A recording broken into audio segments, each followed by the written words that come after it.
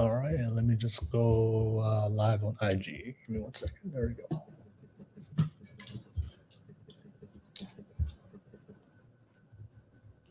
There we go. All right. All right, what's up, everybody? Welcome to another session of the Kava podcast at the Dark Session, live out of San Francisco on this beautiful Saturday night. As you guys can see, we have a panel of beautiful ladies here from the Bay Area, and we have another great show planned for you guys, another great topic. As always, I do appreciate you guys for always tuning in for the live show. Shout out to you, Lord Punisher, Gold Sun. Good to see you guys in the live chat already watching the show. Thank you so much. But if you see value on the content, if you love the content, the best way to support the channel is to smash that like and subscribe button real quick. Don't forget, there is a way to jump on virtually. A lot of you guys always ask me, how do I jump on the podcast? I'm not from the Bay Area. I'm not from Cali. But I would love to have a conversation with the ladies on their Saturday night discussions. There is a way to become a supporting member and jump on as a virtual guest. Become a supporting member of my locals. The link and information is description below on YouTube. Become a supporting member and you'll be able to get the virtual link and join us on the last hour of this podcast. So shout out to everybody on my locals who supports me financially on my podcast. Thank you so much. And I see Lovely World in the live chat. Hey, what's up, Lovely World? Good to see you already watching the show. But yeah, if you do want to jump on, reach out to me. You become a supporting member of my locals and you'll be able to get that link. And if you're from the Bay Area, if you want to jump on and be part of the panel on our future show, definitely reach out to me on my social media platforms on IG, Facebook, X.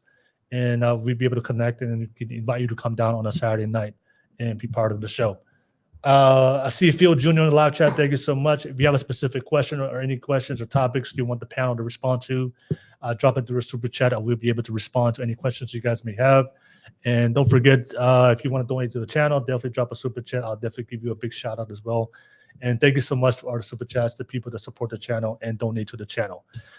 Thank you so much. But that's pretty much all my YouTube stuff. We have the Kava ready here. We got some beautiful guests. We have a great show. We have a great topic. I'm excited. We have some returning guests coming back again. Shout out to you guys. I'll give you guys a shout out. And thank you for coming back. Thank you for coming back on the show. And we have a new guest here for the first time. So I'm excited to have her on the panel as well. I'll give you a shout out as well.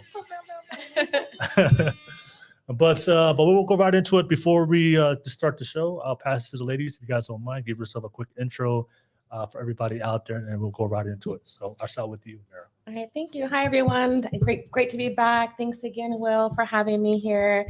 Again, my name is Mara. I'm from the Bay Area. Ethnically, I'm Afro-Latina.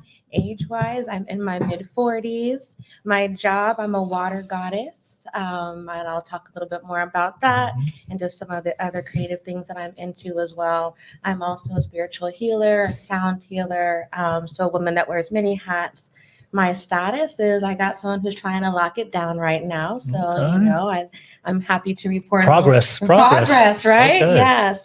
And what I'm looking for, I'm looking for marriage. I'm looking for a life partnership.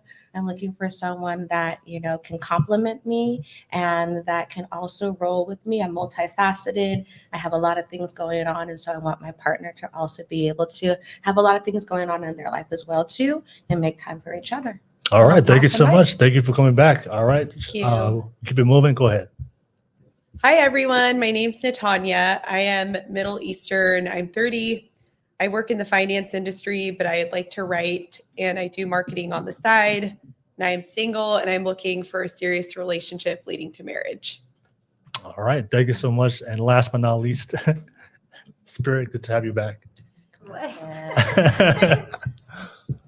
I'm Spirit. I go by Spirit the Singer. I'm a vocalist, certified domestic violence advocate, and a certified clairvoyant. So I do relationship readings. I don't want to put my age because I'm ageless. And status, I guess you could say like dating. And then what am I looking for today? And a man? It's up to you. What are you looking for? Integrity and respect. Okay. Integrity and respect. All right. Shout out to you. Thank you so much. And ladies, thank you so much for the great intros. Shout out to you guys one more time. And I see Sophisticated Jerk on the live chat. Hey, what's up, Jerk? Good to see you guys. But let's get that live chat active. Let me know what you guys think. You guys see the topic we're going to be discussing tonight. Don't be a ninja watcher and don't be a creep. And a lot of you guys be creeping on my channel, never saying anything, but you guys be watching.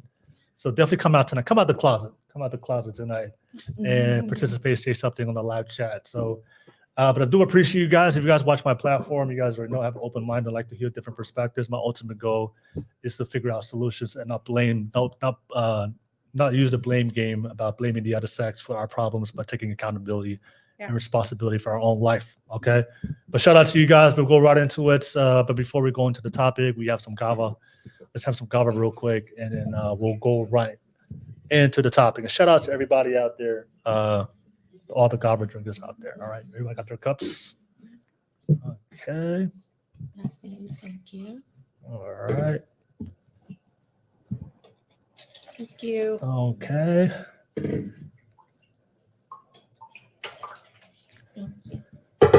All right, and myself. All right. So I know Natanya, this is your first time, but traditionally in my culture, before we drink the kava, we always offer some words of endearment towards each other, and then we will go ahead and drink. So my words of endearment, I just read this quote the other day when I was reading. It said, only with great pressure can somebody reveal their truest potential. So we're talking about relationships. I think a lot of times today we think that we want things now, we want things to be easy. But I think all great things in life that makes it worthwhile is going to be challenging and difficult. So so if you get a little pressure, you get a little hardship, you have a little challenge in your relationship, I would say that's normal. Don't shy away from it. Try to overcome it, because that's what makes that relationship worthwhile, is if you can find somebody that's willing to share the challenges and overcome it together. So that's my offer, my words of endearment. Okay. I'll pass it to you, Mira. My word of endearment is just thank you, sisters, for being here with me today and for sharing your honesty and your truth. And Will, thanks for having us again. I think that when we're able to be honest with who we are and share our wisdom with the community gets stronger. So thank you for being here today. All right. Thank you so much.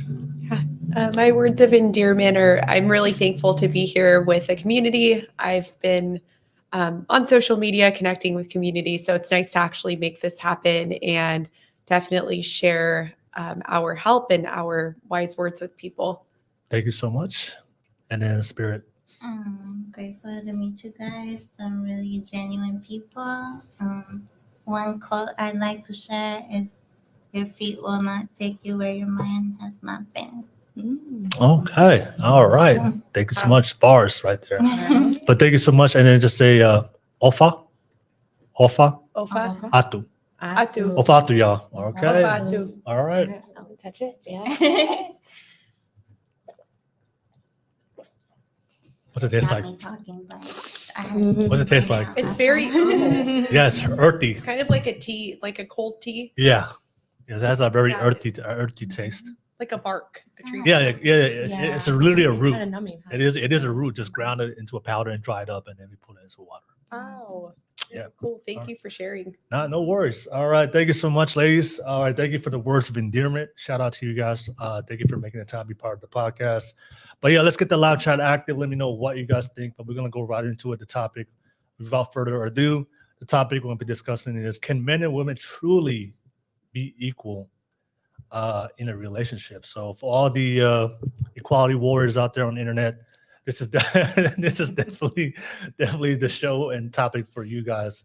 So I saw this clip online, so let me just play this clip. We can react to it, and then I'll bring it back full circle, and everybody get to share their perspective. Okay, so let me just play this clip real quick. And of course, if you're watching this as you're reacting to the clip, definitely let me know what you guys think. For 33 years. She always wanted to be an equal partner in the marriage, right? And she would even say, I don't feel like I'm an equal partner. And I would say, well, you're definitely my partner, but this equal thing, I don't understand. And I'm like, what do you mean by equal? And she goes, well, I think, like all of our decisions should be, equal. And we had a business at the time, and she wanted like an equal say in everything we did, with the business, with the home, that kind of stuff. And I remember having like a lot of dialogue with her, and it's like, I don't buy into that. Okay. All right. So that was a clip I saw online. There was a lot of conversation behind it, positive people that agreed with the guy. Some people, a lot of women who disagreed with the guy. But that's good. That's the topic. So if people are looking for long-term committed relationships, a healthy relationship, can men and women truly be equal in that relationship? Okay, so that's the topic. So I'll start with you, Mara, and then we'll go down this way. Mara, what do you think? What's your opening thoughts about the topic? Can men and women truly be equal in a relationship? Well, I think specifically in what you were sharing, and he's talking about him and his wife, a long-term relationship, having businesses together. So I think that there's multiple layers and levels to that clip. As a woman, if I had a business with my husband or my partner, I would want to be able to have a say of what happens. Marketing, things like that. I think that that's when you kind of dive into what is someone's strength, and then what is someone's challenges, and then how can we kind of help to overcome that. But in terms of the topic, can men and women be equal in a relationship? I think it's, we were talking a little earlier, it's more about being balanced in a relationship. And then how do you find a balanced partner? And then how do you maintain that balance as a partner with someone? Okay. All right. Thank you so much, Mara. I'll pass it to you, Nathaniel. What do you think? Can men and women truly be equal in a relationship? Yeah, I think that it depends on equal, because equal is a very broad word. Yeah. So define that. And then, like, do you mean equal financially? Like the woman is providing and the man is providing. Do you mean equal in terms of time that they are taking care of the kids? I really just think it depends on those factors. Okay. All right. Thank you so much. And I'll pass it to you, Spirit. Spirit, what do you think? Can men and women truly be equal in a relationship? I guess I'm a little more old-fashioned. Like, I would like to be able to submit to the man, and I don't try to like act like, oh, we're built differently, and I accept that. There's things that we're both genders are in the world for a reason, and I don't try to like take that from the man. I don't want to have to. I want to be able to stay in my feminine. So, like, I like what she said about balance, because we're quite different. So I don't know if I would use the term equal. Okay. All right. No worries. So thank you so much, Spirit. Thank you so much for your opening statements, opening thoughts about the topic. So just to confirm and clarify, right, everybody here said men and women, to the question, the response to the question, can men and women truly be equal in a relationship? Everybody says, no, we can't be equal in a relationship. Is that everybody's stance, right? Yes. Okay. So I think you made a great point. I think we have to define what equal means, right? So let's just use the example of the clip, right? So the guy was saying that his wife wanted equal decision-making power when it came to the relationship. So I want to pass it back to you guys, and let's break that down. Do you guys agree that in a relationship, do both men and women have equal power when it comes to decision-making in the relationship? Would that work out long term if both of them have the same type of decision-making power in a relationship?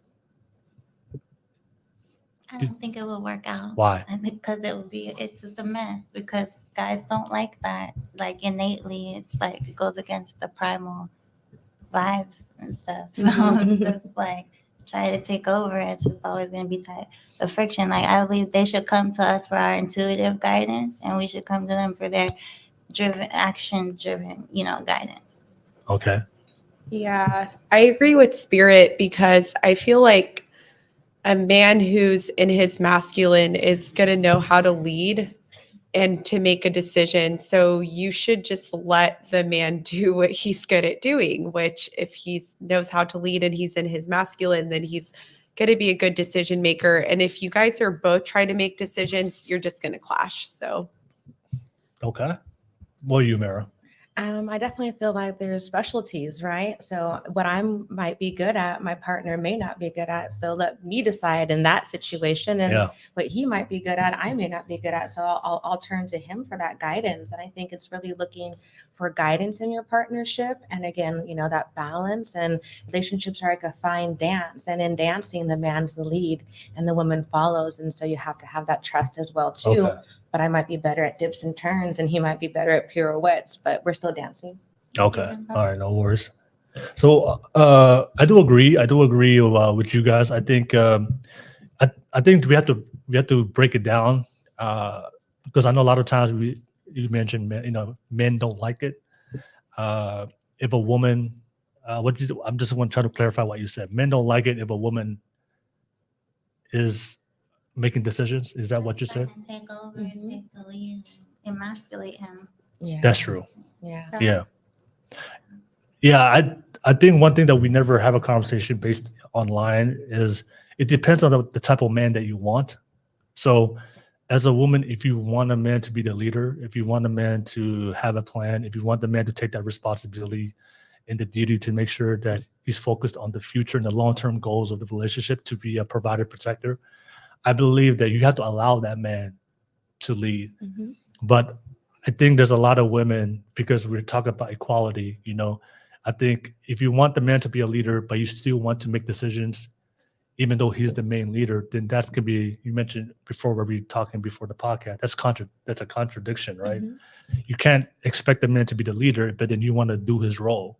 And that's why you mentioned it before. If I'm a man, I'm supposed to be the leader and you supposed to trust my leadership, but you're constantly challenging my decisions. Now you're emasculating me. Now you're disrespecting me. So I think I have to clarify for all the women out there, as men, especially masculine men and men who are leaders, we don't have a problem with women having an input. Like we love a woman with an opinion, right? Yeah. Right. I think there's this whole narrative online that women have misconstrued that men who lead and men that want to be the provider protector, we don't want to hear what a woman has to say. And I think there's a bad example online of men who don't know how to lead, that portray that type of behavior and mentality that could become very tyrannical, becoming a tyrant in the relationship, a dictator. But men who definitely lead, definitely value the opinion of the people he's responsible for, especially if you're a wife. That's the person you're spending the rest of your life with, and you have the closest connection and relationship with. Why wouldn't you want to hear what has she say? Because your decision is also going to impact her life. So you would value her input because she's around your kids, she's around doing the things that supports you in part of your life. So you need to get her input as well, because you're creating a life not only for yourself, but also for her as well. But I just there is this, I just want to push back for a lot of women, because there is a lot of content online saying, oh, men only want to lead because they want to suppress and they don't want their woman's opinion. Like, look, we want the woman's opinion. There are a lot of intelligent women out there. There are women out there who have careers, they've got degrees. They have a lot of information and they have a lot of things that we may not know about or not expert on. So why wouldn't we want to listen to their expertise? You mentioned a great point. You're in the finance industry, right? So if you're a man and you're trying to figure out decisions when it comes to finance, and you have somebody that works in her profession, why wouldn't you want to listen and get her input? If you don't want to listen to her input, that's just your ego. That's just your ego, not one, right? But as a man, if you have a woman who's working in the bank industry, finance industry, and I'm trying to make decisions financially, of course I'm going to go ask for input, because we're doing this together. Both our futures are involved, the children's future. It's not only your future that's involved, but I just want to make sure we don't have a problem with women having an opinion, having an input, getting to challenge me. Maybe she disagrees, if she has a different opinion, that's fine. That's part of relationships. But as a woman, if you want the man to lead and you trust him, you can have that conversation, give your input, but you have to let him make the decision and support him as well, because you want him to be the leader. But you can't have it both ways. You have it both ways, because that's what I see online. And you guys want to add to that? Because there are a lot of women that say, I want a man to be a leader, but I want to be able to make my own decisions. Yeah, I've always took the submissive stance, but every boyfriend I've had has purposely come to me for my readings and intuitive guidance, which all women have. I've just had, really heightened. But I've always let them lead. But again, we're talking about healthy, non-egoic men who are just looking for wise counsel. We're not talking about a toxic, tyrannical situation. Yeah. So, yeah. I would just say one response to what you said. Non-ego men, we all have egos. Men I have an ego. Look, Out of proportion. no, you no. What know? I'm saying is, I have an ego because if you're trying to be successful, you have to have an ego to Mhm. believe in yourself. That look, I don't care what anybody says. I'm gonna be successful, right? That's an ego. But I think when it comes to relationships, ego is fine, but you also have to value the people, your partner. Mhm. So you can also you can have ego and still appreciate and support and love your wife, Mhm. right? But if you have an ego but you don't value and appreciate your wife, then that's being egotistical, right? So right, Yeah, and kind of like what you said about your intuition. So I feel like women have a really good intuition, and we can help a man make a decision with our gut, Mhm. because Yeah. we are just so intuitive, like more intuitive than men are. And then like men are really good at logic and reasoning. So Yeah. depending on the type of decision that you're trying to make, you can work together. yeah, And then, of course, you put the trust in the leader and let him kind of run the decision from there. I think like there has to be a balance too, like you said. okay, Yeah. that's true. Yeah. Okay, all right. So Jerk just dropped the super chat. Thank you so much, Jerk. Showing support. Shout out to you, Jerk. Every time you do that. All right, thank you so much for the super chat. I do appreciate you, Jerk, for supporting the channel. I do see SO Hopeful in the live chat. Hey, what's up, SO Hopeful? Good to see you, Phil. Good to see you on the live chat. But I want to ask you guys. Let's get into the root of the conversation. So why do you? So like I mentioned before, it's irrational to want the man to lead, but then you still want to play his role, Mhm. right? Because you end up gonna be emasculating him because why would a man want to be a leader if you're going to challenge every decision he makes? Mhm. You know, that's from the man's perspective, that can be very disrespectful and emasculating. But why do you guys think that a lot of women say that, say online, I want the man to be a leader, but I don't want him to control my life. I don't want him to make the decisions. Why have we got to a point where women think like that? I want to ask you that question. Let's get to the root of it. Why do you think women have that mentality? I think it's some gender equality, I mean, up until 1976, women couldn't have their own credit cards. And Yeah. so there has been, I think, in, the feminine space, this really importance to hold our own Mhm. and to have our own and to be independent because it was something that, legally we couldn't do, right? And so women like in the 80s and 90s, worked really hard to kind of have that gender equality. Yeah. And then they're bringing that mindset into the relationship as well. Yeah. And especially when you start to add, finances and money and, women are more, again, I'm going to drop some statistics Yeah. here, Yes, sir. that's Dropping me. facts over feelings. Is that, women have higher educations, Yeah. right? And so then therefore our earning power is going to be higher. So therefore our, high earning potential men that we're trying to date might be lower as well too. And so I think that if you're looking at financially, as a woman, we're looking for someone to provide for us, but then how hard is it? I think all of us here are very successful women. We also don't want to sell ourselves short, right? So I think that like gender equality, financial equality has really kind of tainted that conversation of what equality is in a relationship. And those things are very different. Okay. Right. So you want a woman who has independence and who can provide for herself, but then also you want to be someone who can provide and at that level for her as well too. Because why would a woman want to be with a man that can't provide for her what she's providing for herself already? Okay. All right. I'll pass it to you guys. The same thing. Like, why do you think a lot of women want the leader, but they also don't want to be told what to do? So why do they have that mentality? Why do you think? Anything comes to mind? Have you guys heard women say that? Do you guys have friends or seen content online of women saying, I want the man to be a leader, but I don't want to be told what to do because I'm my own boss. Heard that term? I'm a boss bitch. Yeah. Which is kind of like, I don't know, it's just a little confusing Mhm. Yeah. because it's like, okay, you don't want the man to lead, but then you don't want him to control you or something. Yeah. So I guess it depends on the man and like how he's like his tone about it. Yeah. Because like some guys can come off as really controlling and that can like scare off a woman, especially her feminine side. Mhm. She like her nervous system, her guard will go up. Mhm. So I guess it depends on the man. Like, what kind of man are you dating? Yeah. Mhm. Okay. I don't. Yeah. What about you, Yeah. Spirit?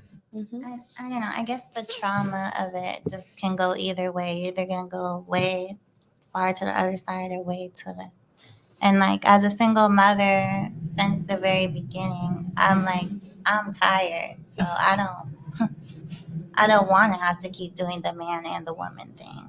So I went the other way. So I don't know. It, like she said, it depends. If the men who have taken advantage of it, it's like, okay, well, we don't. A lot of us don't want to get in a position where we're getting in these abusive situations because they've taken it too far, and then we can't get out because we're overly dependent on either. So it depends on the choice of men. Yeah. So, I had a question for the ladies. Have you guys come across some men who were indecisive? And was that a turn off or? Like, it's huge turn off. Yeah. Yeah. Especially like if you're going to dinner with someone and they don't know what to eat. Or like they're just, like, oh, where should we go to eat? Here. It's like, I don't know, pick a place. Like, Yeah. Mhm. You know, yeah. But in our lives, we make as women who are all supporting ourselves, we make so many micro decisions all the time.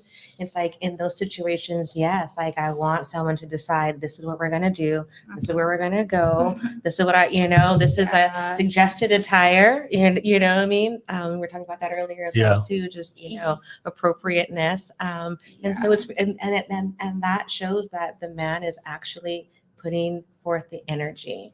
And I think that also in a relationship is important to have that kind of balanced energy as well too. Okay. Yeah, it's kind of like those signs too, when someone's indecisive very early on, that can pretty much bleed into your marriage, your house, your kids. Like it really can, that's like a sign of, okay, if they're indecisive about this thing, they're going to be indecisive about important things too. So that's where it gets a little scary. Okay. you want a man that knows himself. Yeah. He can't know much. Like I like when they like fill me out and they'll be like, I'm gonna order you this on the menu because they just scoping everything. They remember everything I said. So I like that. Okay. I want to challenge. I want to play the devil's advocate. All right. So, You should play a little horn for that. so I want to play devil's advocate. I want to keep it fair. Okay. I do agree with you. There are a lot of men out there who think that women have to respect them as leaders just because by default they're male. I would always say leadership is something you have to earn from women. It's not something that women have to give just because they're male. And I think a lot of men have the mentality, oh, I'm a man, so just do what I say. No, like if you want her to trust your leadership, the key word is trust. You have to show her consistent decision-making skills and evidence that you're actually good at making decisions. Why would you lead her to her own detriment and to fall off a cliff? It doesn't make sense. So why would a woman follow you if you don't know where you're going? So it makes sense. So I do agree there are a lot of men out there who don't know how to lead, but I have to keep it fair and play devil's advocate. What the men are saying, there are a lot of women out there who are not good listeners and who are not good followers. So they want the man to lead, but they're very combative. They don't have any emotional control to have conversations, to figure out solutions. So they're very toxic. They have a lot of drama. They have a lot of maybe something from the past. So a lot of these women would say they want a man to be a leader, but they can't handle a strong man that's come into their life and lead her life. Because if you're going to let the man lead, you have to, by default, follow him. Yeah. All right. So my question I want to pass back to you guys is, and on the panel, are you guys great followers? And how are you a great follower to the man that's going to come into your life and be that leader? How do you do that as a woman? Anybody can go. I'll pass it back to you guys.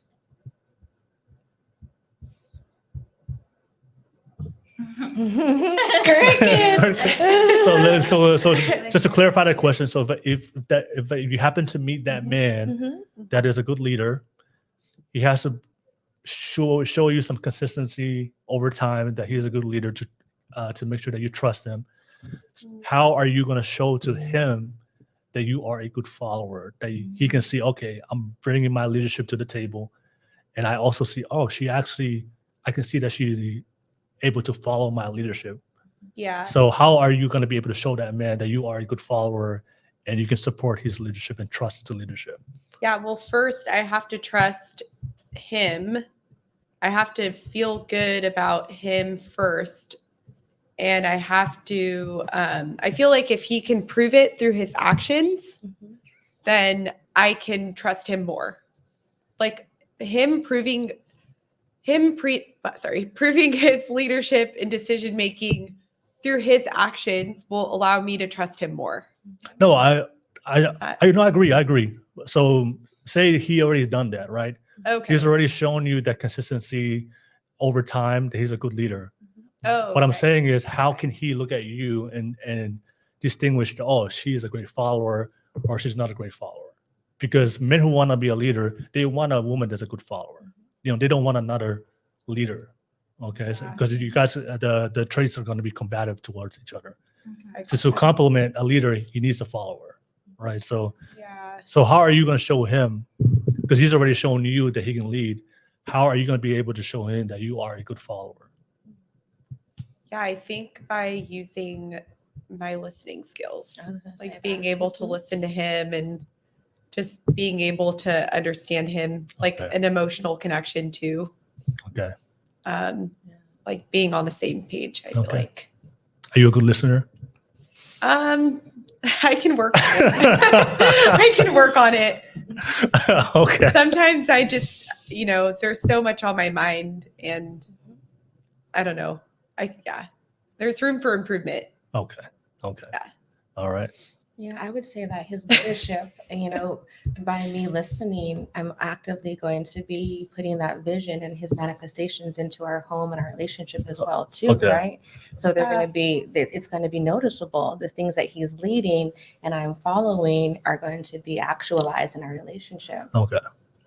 Okay. I I like think that. there's like a lot of things women don't recognize throughout the day that we're doing that's a little masculine. Mm-hmm. So like instead of like if you're lost or something and you just like you try to take the map or something, let him have the map or something, or like ask him to help you. Don't just take over everything.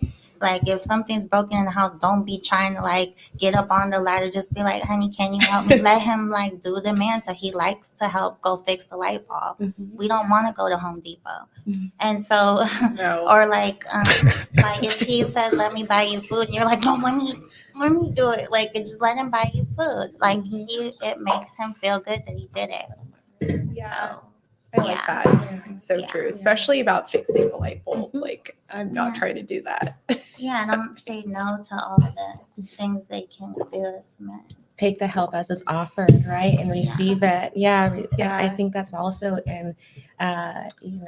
if he is being that intuitive leader, right? Yeah. And he's leading with his own intuitions and his ego is checked and he's not doing things for his own glorification, but Yeah. for the glorification of our relationship. It's very easy to follow a man like that, right? Yeah. It's very easy to be in your divine feminine now because you have a masculine provider and he's not just telling you what to do, but how to do it in a way that's complementary to what you're already doing. So it doesn't feel like he's telling you something, but he's adding to, your flavor. He's adding to that sensationalism that you have together. So Yeah. the leadership becomes I'm a dancer, so it becomes like a dance. It's easy to follow a really good leader. It's hard to follow a man who does not have a good dance for them. It's hard Yeah. to follow a man who's not, and it's hard not to take over on the dance floor and be like, wait, hold on, here's the counts, but if he's a good leader Yeah. and he's masculine, then it's very easy to follow that. I have a funny question I want to ask you.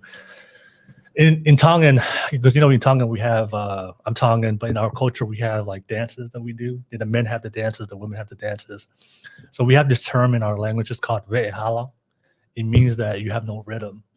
So I want to ask you: is it a turnoff for you if the man has no dance rhythm, but maybe he's a good leader, but when it comes to dancing, he's just awkward. He has no rhythm. There's no No. Yeah. I'll Just in general. Just in general, Again, because- not everyone has the same strengths and talents, Yeah, right? yeah. But so not everyone has the same strengths and talents. I'll just leave it right there. Have you guys danced with the men? Have you got? Yeah, I want them to. Well, be I'm saying, able have you to guys know. danced with have you guys danced with men that had no musical rhythm? yeah. Yeah. I like them to be able to get on the dance floor and dance with me. Yeah. And like in music. It's like there's offbeat that like they're not in beat. If he has a cool two-step and he's feeling it, I'm not gonna be like, well, no, like. Because I want him to grab me. And, like, this one guy at the dance floor one time, like really like grabbed me from it, and he just was really like, and that was one of the biggest turn-ons I've ever had as an introduction to a man. He grabbed you what and threw you up, or He just grabbed my waist and just really was getting down, but it was Oh. so like strong and like I want you. Just cleared the rest, Yeah. and I like that. So what was that movie where he lifted her up? Dirty Dancing. Yeah, that was it. That Was it like Dirty Dancing? he just appeared. She and runs up to him, he lifts her up. I was dancing by myself, Yeah. and he just See, so he was feeling your energy though. Yeah. Wow. Is that good advice to men? If you're dancing with a woman, just lift her up like Dirty Dancing. Well, I guess not every woman like the alpha aggressive thing, but like I don't like abusers. I just like the concise. Yeah. Yeah. I want you. I think Oh. it also depends on what kind of dance you're doing. Oh, that's as true, well, that's true, too, that's right? true. I mean, so that's always, At the club, or Right? something. Okay. Yeah, like at the club or versus like the ballroom dance. And ballroom dance, I want the guy to lead me. At the club, Oh, yeah. maybe I want to, show him my moves as well too. Okay. That's actually a good place to meet people too. Ballroom dance, Ballroom, you Yeah. sign up for some ballroom dancing Yeah. classes. I think that's salsa. fun. Yeah. So I want to get back to so you mentioned listening. Listening is can we all agree on the panel, as a woman, if you happen to come across a man that knows how to lead, to be able to support him fully and his decision making ability, you have to be a good listener. Oh, yeah. Okay. Mhm. So okay, let's define what a good listener is. What is a good listener compared to a woman that's not a good listener? So in my perspective as a man, a woman that's not a good listener is a woman that can't take direction. You're trying to make a decision. Hey, this is what we're going to do. This is the plan. And she just doesn't want to listen to you. And she can't take direction from you as a man. Because I believe as a leader, you have to be able to hold yourself accountable, but you also have to hold your partner accountable as well. Hey, look, this is something that we lacked on. This is something you need to improve on. As the wife, as the mother of my children, and it goes both ways. As a leader, she has to be able to hold you accountable as well, if we make mistakes. But I do understand that if you're the type of person that unwillingly want to listen to anybody else and get feedback, that shows to me that you can't take direction. Because in order to take feedback, you have to be able to shut your mouth Mhm. and listen, right? But if you just want to over talk all the time, but you never want to listen, that shows me as a leader that I can't direct this person Mhm. and fulfill my job to be able to lead her. Mhm. So, but I'll bring it back to you guys as ladies on the panel. As far as what is a good listener to as a woman to be with the man that knows how to lead, and what is a bad listener as a woman? I would say listening not just to speak, and listening not to project, Mhm. and not having a myopic view, being more expansive and paying attention to detail, and not being selfish and being more receptive to the conversation. Yeah. Yeah, I think there's listening on different levels too. There's the words that he's saying, and then there's the emotions that he's conveying as well. Okay. And so when you're able to kind of, decipher and you have that connection with your partner, you can listen on a multiple levels, right? And maybe you need to not listen with your ear space, but with your heart space. Mm. And then it's easier, because it's more in alignment now.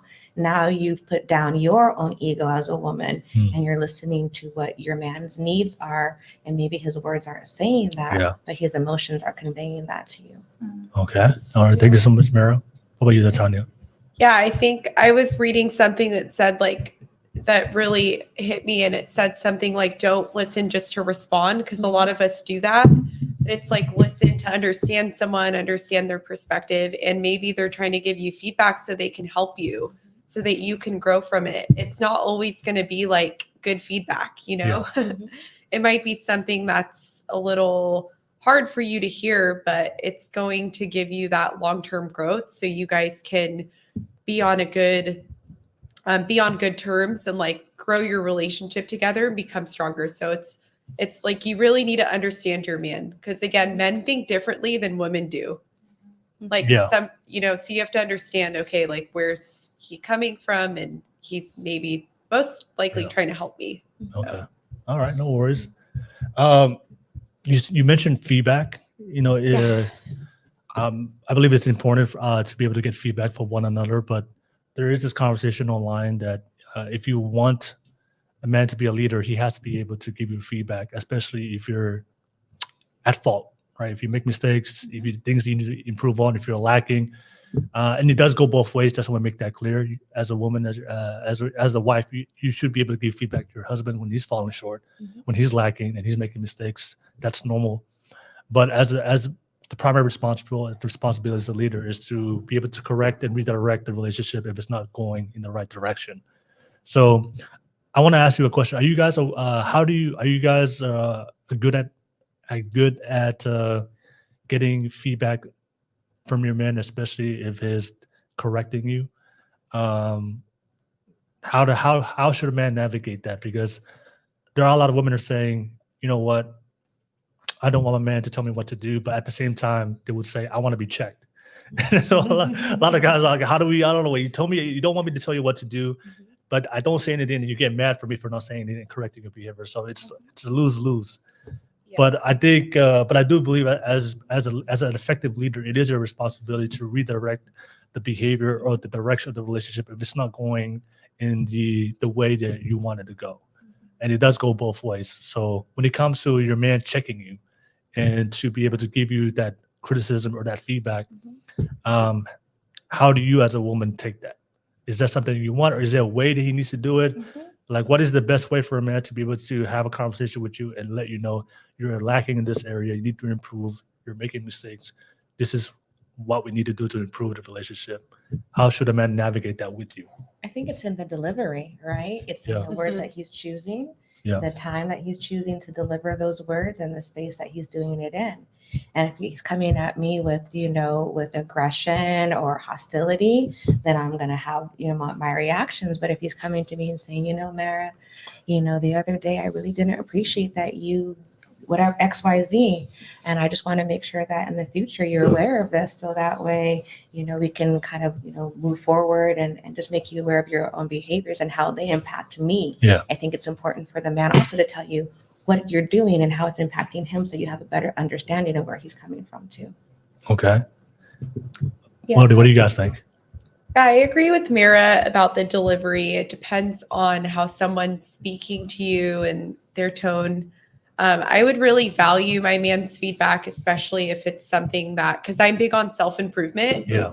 And so I want to better myself. And obviously there's things that we do that we don't really know we're doing until someone points it out. So it's good for him to point things out, because sometimes we're just going about our day and I don't know, maybe we say something or do something and they're like, well, you can improve in this area, then why not? Okay. What be your spirit? Yeah, as long as they keep it respectful. I mean, if I'm dead wrong, it's like, I'm always willing to grow and change and take wise counsel and improve. And I've asked boyfriends in the past, like, am I doing like this? And I'll appreciate their feedback. And I want to hear what they have to say. So Yeah. Do you guys, there's a term for it online. Do you guys shit test your men?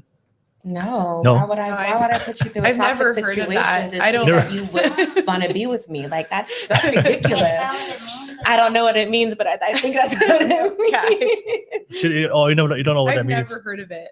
So I've heard this on a previous panel. So, this girl said this is a Latina thing. This is what she said. I'm not saying this is all Latinas, but she said she would purposely have an attitude and she wants her man to be able to check her attitude. And for her, that shows her that he doesn't take shit, and she likes that. She's a man that she can't run she can't run, she can't walk all over him. So she said that sometimes she'll have an attitude on purpose to see how he reacts. And if he's the type of person when she has an attitude and he's submissive to their attitude and just lets her have a bad attitude towards her, that lets her know that, that she can run all over that guy. But if he stands up for himself, hey, check that attitude, right? Before you come and talk to me correctly. But of course, he says it in a nice way. She's in her mind, she's like, I respect him more. If he's able to, that shows me that he's willing to stand for himself and not take shit from her. So But he checks her attitude, yeah. right? Okay. So I mean, so you guys never heard of it? I mean, has there ever been a situation where there was a time where you feel like that you probably did something wrong in the relationship and the man didn't correct it? And did that cause an issue with him or how you perceive him as a leader? Has that ever happened before? No. No? To check your daddy issues. Yeah. First. That's daddy issues. Your man, That's daddy issues. that's daddy issues. That's toxic. Yeah. I bypass a lot of these questions. I don't check phones. I don't check if a man's strong because I'm so in touch with my intuition that I don't have to. I will know. I will see it. I will feel it some type of way. Yeah. And I can spot a strong man that's gonna be able to throw down if he needs to. Yeah. Because I can feel it. So I don't have to do a lot of the physical things like checking phones and whatever you call it, checking. Yeah. Because I can feel it and I trust what I see because I've never been wrong. So Yeah. I mean, have you guys ever come across a man on a date that they're always agreeing with you? You know, because I don't like that. yeah, because one of the I mentioned this on the previous panel. One of the qualities of a leader is they just lead their own life in their own way. They don't conform to the what everybody else is doing, and that's just the definition of a leader. Everybody's going this way. That's fine. I lead my own life. So I love that. the leader is going to have his own value system, his own opinion, his own perspective. So when you have a conversation with a lot of with the leader, one of the things you notice about him is he will openly disagree with you. Yes. That's fine. That's your opinion, but I don't agree with that. Yeah. Right. But there are a lot of guys trying to impress you.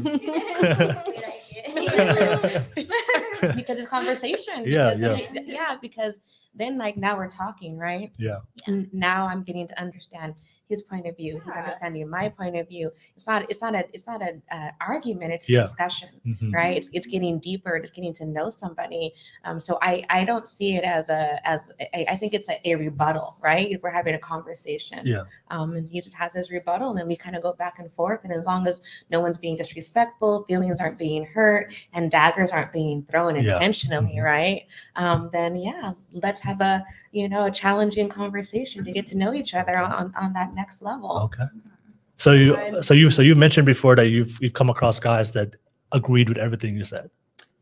Yeah, I mean, I just don't think it's genuine unless, maybe we are on, I don't know. I don't know if it's really, I feel like it's good to challenge each other because if you're just agreeing with everything, then it's like, that's just going to be boring. And it's not like you don't really have to work towards anything because there's no challenge. So it's good to challenge each other, but do it respectfully. Like Mira said, don't be combative and just be really rude to each other and always fighting and arguing because that's a different thing. But if someone's just agreeing with you, they could be just trying to impress you too. Yeah. Like you said, if they just keep agreeing with everything and then it's just kind of dull. It's like, okay, well, I don't know. Does that happen before on a date where you went on a date and the guy was just agreeing with everything you said? Yeah. Yeah. That happened. It just was a turn off.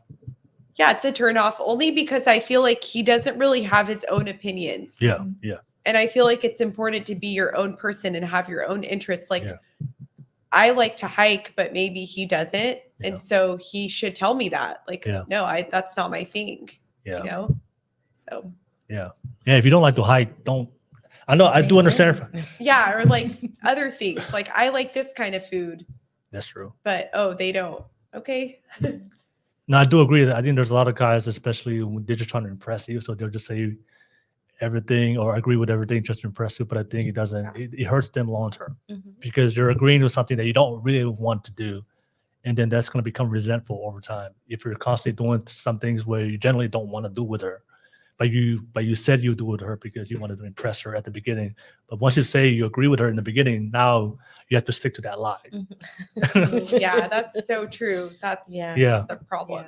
So when you go hiking, you're just like, I hate hiking. Right? Yeah. I never met one like And you're gonna end up resenting her. You're gonna end up resenting her. Just be honest with yourself. I don't like hiking. And then if it's gonna be a big problem, then that's probably not the partner for you. Right? Yeah. What you about to say something, Spirit? Oh, I said I never met one like that. Oh, okay. And also sometimes the guys who tend to agree with you all the time, they probably have different motives of why they want to be with you. They're just trying to get something out of you. They're just saying yes all the time. Okay. But let me go back to the live chat. Shout out to you, Prudy Wilson. Hey, what's up, Prudy Wilson on the live chat? Teoki Moonga on the live chat. Thank you so much. Let's get that live chat active. Of course, don't forget any question or topics you guys want us to respond to. We're talking about, can men and women truly be equal in a relationship? I want to go back to the original conversation we were having. We were discussing about why a lot of women have the mentality of they want a man to be a leader, but I want to make my own decisions. One of my observations, I think, that I have come to a conclusion is just what, hearing a lot what women have to say. I do believe most women, they do want a leader. I think not only in their own personal experience, but also from a biological sense, it makes sense, right? If you're gonna be the one going into pregnancy and having children, you need a man to be able to take care of responsibilities, to take care of you, so that way you can focus on making sure that you are having a healthy pregnancy, because there are a lot of issues, health issues, right, with pregnancy. So that's why it's good for you to have a man that can take care of you and just give you that time to focus on yourself to raise a healthy child, right? And I think from a biological perspective, it complements each other. But I just don't think a lot of women today have never seen true masculine leadership to be able to recognize it in their life. And I think they've come across a lot of guys who have never be able to lead them. And I think I agree with you, Spirit. I think there's a lot of guys out there who are tyrannical. So in their mind, their only experience of leadership is negative experiences. So their perception of leadership is a bad one. So that's why when they come into next relationships, that's why they would say something like, I want a man to lead, but I don't want a man to control me, because her previous relationship, the man was very controlling and she thought that was leadership. So in her mind, she's come to a conclusion, leadership is controlling. So, but she doesn't know the difference between leadership and a tyrant. Okay. So my question I want to ask to you guys is, how do you recognize masculine leadership? Or on a deeper question is, are there any men in your life that you can look to, whether it's your father, your family member, that shows you this is what masculine leadership is, that you can compare it to the next man to come into your life, that way you can know and recognize what the qualities of a man that is able to lead you in a strong masculine way. So that was my question. Who are the men in your life that exhibit that masculine leadership, so that you can use that as a blueprint to be able to identify the man that knows how to lead you compared to the guy that's a tyrant? So that's my question. I have 4 brothers, Okay. and 5 male cousins, and lots of uncles and my dad. And so, I think just watching my brothers, I think they're very good providers and very good leaders. And, they're in their masculine, but yet they treat their women with respect and kindness. Okay. They're there for their children. They're involved in, community as well. So I think I have a lot of good examples of, just, someone who's a good leader and good provider with just my siblings. Okay. So your siblings, your brothers. Natanya, what about for you? Yeah, I have a lot of the men in my life are very masculine. My dad was really good at leading and providing, and he was very protective. I also have 2 older brothers who are really masculine men. They do jujitsu. Oh, okay. They're pretty protective. Yeah. They're good at, leading and stuff. So yeah, I'm thankful to have those men in my life. What about you, Spirit?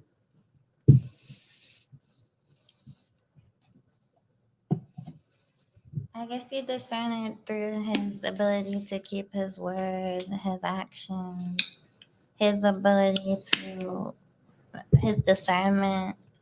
I guess I would say my grandfather, he tied cardboard to his feet, skipped meals, starved for us, worked multiple jobs, and made sure my grandmother never had to work no matter what it took. And she got to do her work in a feminine sense. But he only smiled when he got me food. That's the only time I really saw him smile. And I never forgot that. So now I have a thing about food offerings from men. It really shows me something. So, Yeah. When you make a man a plate, oh man, that's a big one. well, yeah, but I'll do that after he shows me he can offer me food. Okay. Because what am I gonna make the plate with if he doesn't want to go hunt the food? Okay.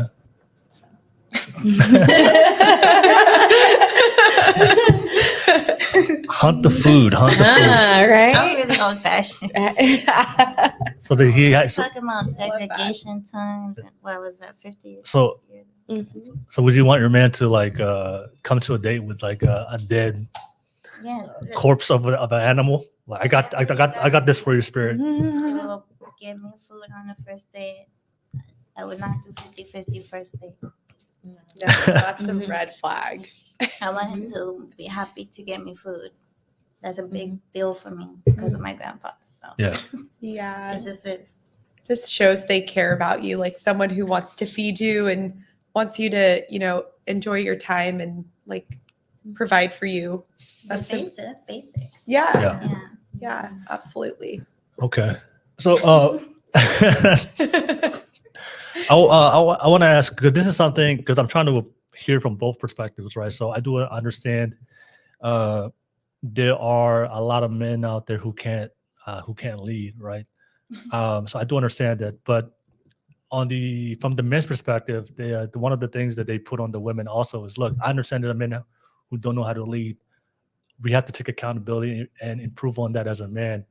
But as a woman, if you have a pattern of behavior of constantly choosing men who don't know how to lead, then the issue is not really the men, is your discernment of you don't know how to know the difference between men who don't know how to lead and men who do know how to lead, because you keep choosing the same type of man, right? So when it comes to submission, because do you guys agree with it that as a woman that you want to submit to your man, especially a man that's worthy of your submission, that's proven to himself to be a leader? Are you guys okay with that? Yeah. You want to submit to your man? Yes, Absolutely. Okay. So how do you recognize a man is worthy of your submission? How does he do that? And also give me the timeline. Also give me the timeline of how long a man has to prove to you consistently that he's worthy of your submission, and what does he have to do specifically to you to prove to you that, okay, this is what separates him from all from the boys to the men. So how long and what does he have to specifically have to do to earn your submission? Who wants to go first? I think consistency, right? I mean, Yeah. there is no I can't say and in 6 weeks, this man proved to me that he was consistent enough for me to be submissive to him. No, it's consistency, it's comfort, it's trust, that's built over time, right? I mean, and what type of submissive are we talking about? Because we can go on many different levels with that as well too. And yeah, I'll just leave that right there for more comment. Can we define what consistency means? Because I'll give you some perspective from what guys online are saying. They will say, look, I was consistent. I took this girl on dates. I bought her flowers. I did all these things, but she still didn't submit to me or didn't, give me the respect I wanted in a relationship. All right. So when you say consistency, what are specific things that a man should do for you to recognize him that he's the type of man I respect and I want to submit to? Like, what specific things that he has to do? Is it just buying flowers?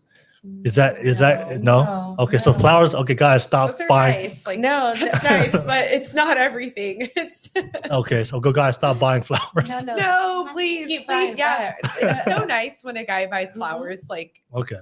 because a lot of guys don't do that anymore. Yeah. but that's besides the point. Yeah. Okay. So Yeah. okay. So all right. So okay. So it's not the buying the flowers. What is it? So what is it specifically that a man has to do for you to recognize that he's worthy of your submission?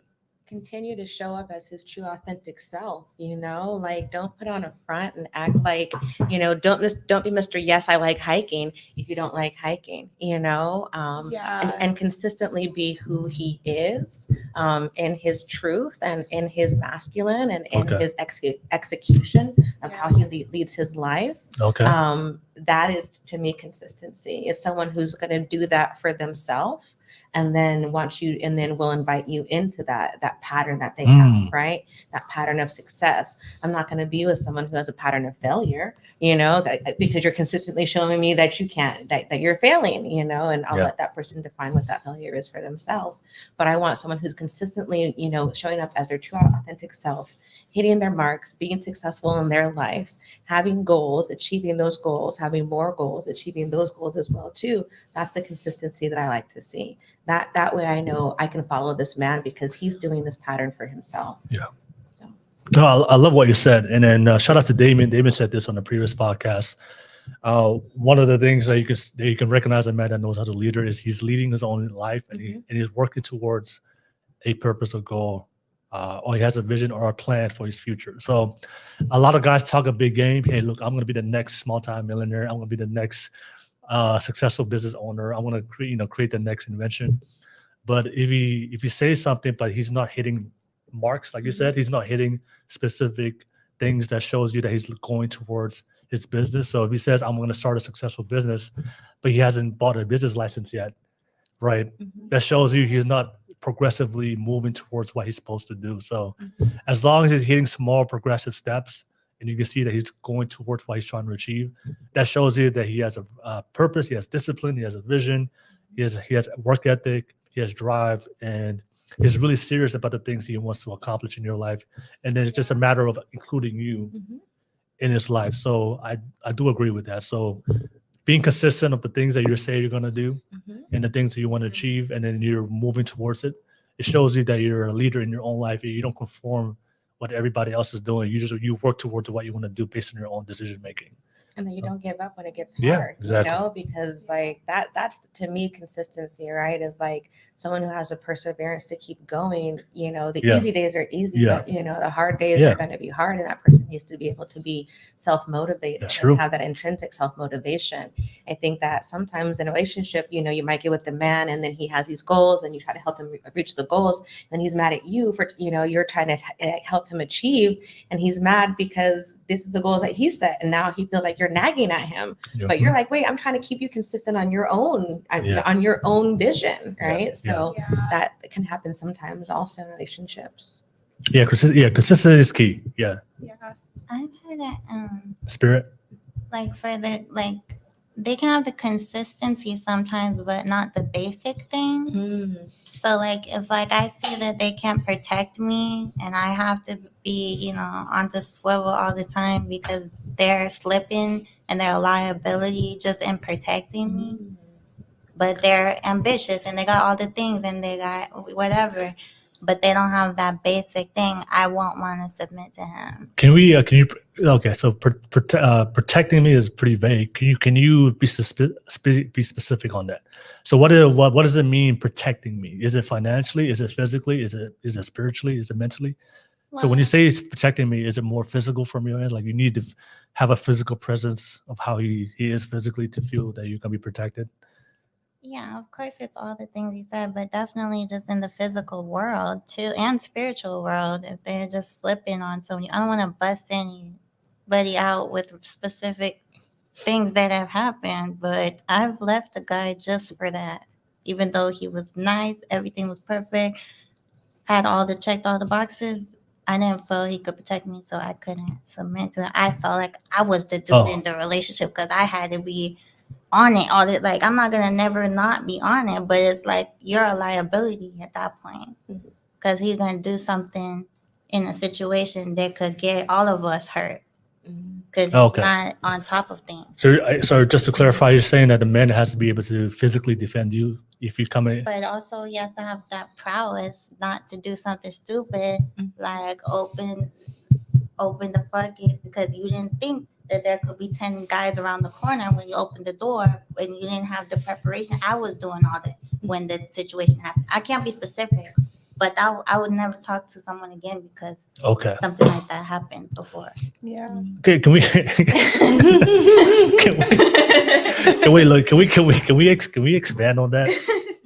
Okay. So okay, I get it. Look, I understand it. You know, as women, you want to feel safe with your man, not only spiritually, emotionally, financially, but physically as well, right?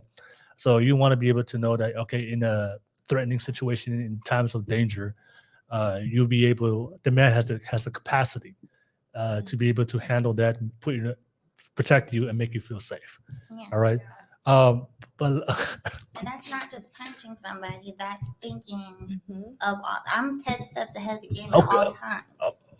Yeah. Anyway. no, Like so having a sense, like knowing like a spider sense. there could be like danger. I need to protect my woman. Yeah. No, I think. no. No, it's like I had a situation. This guy was banging on my door.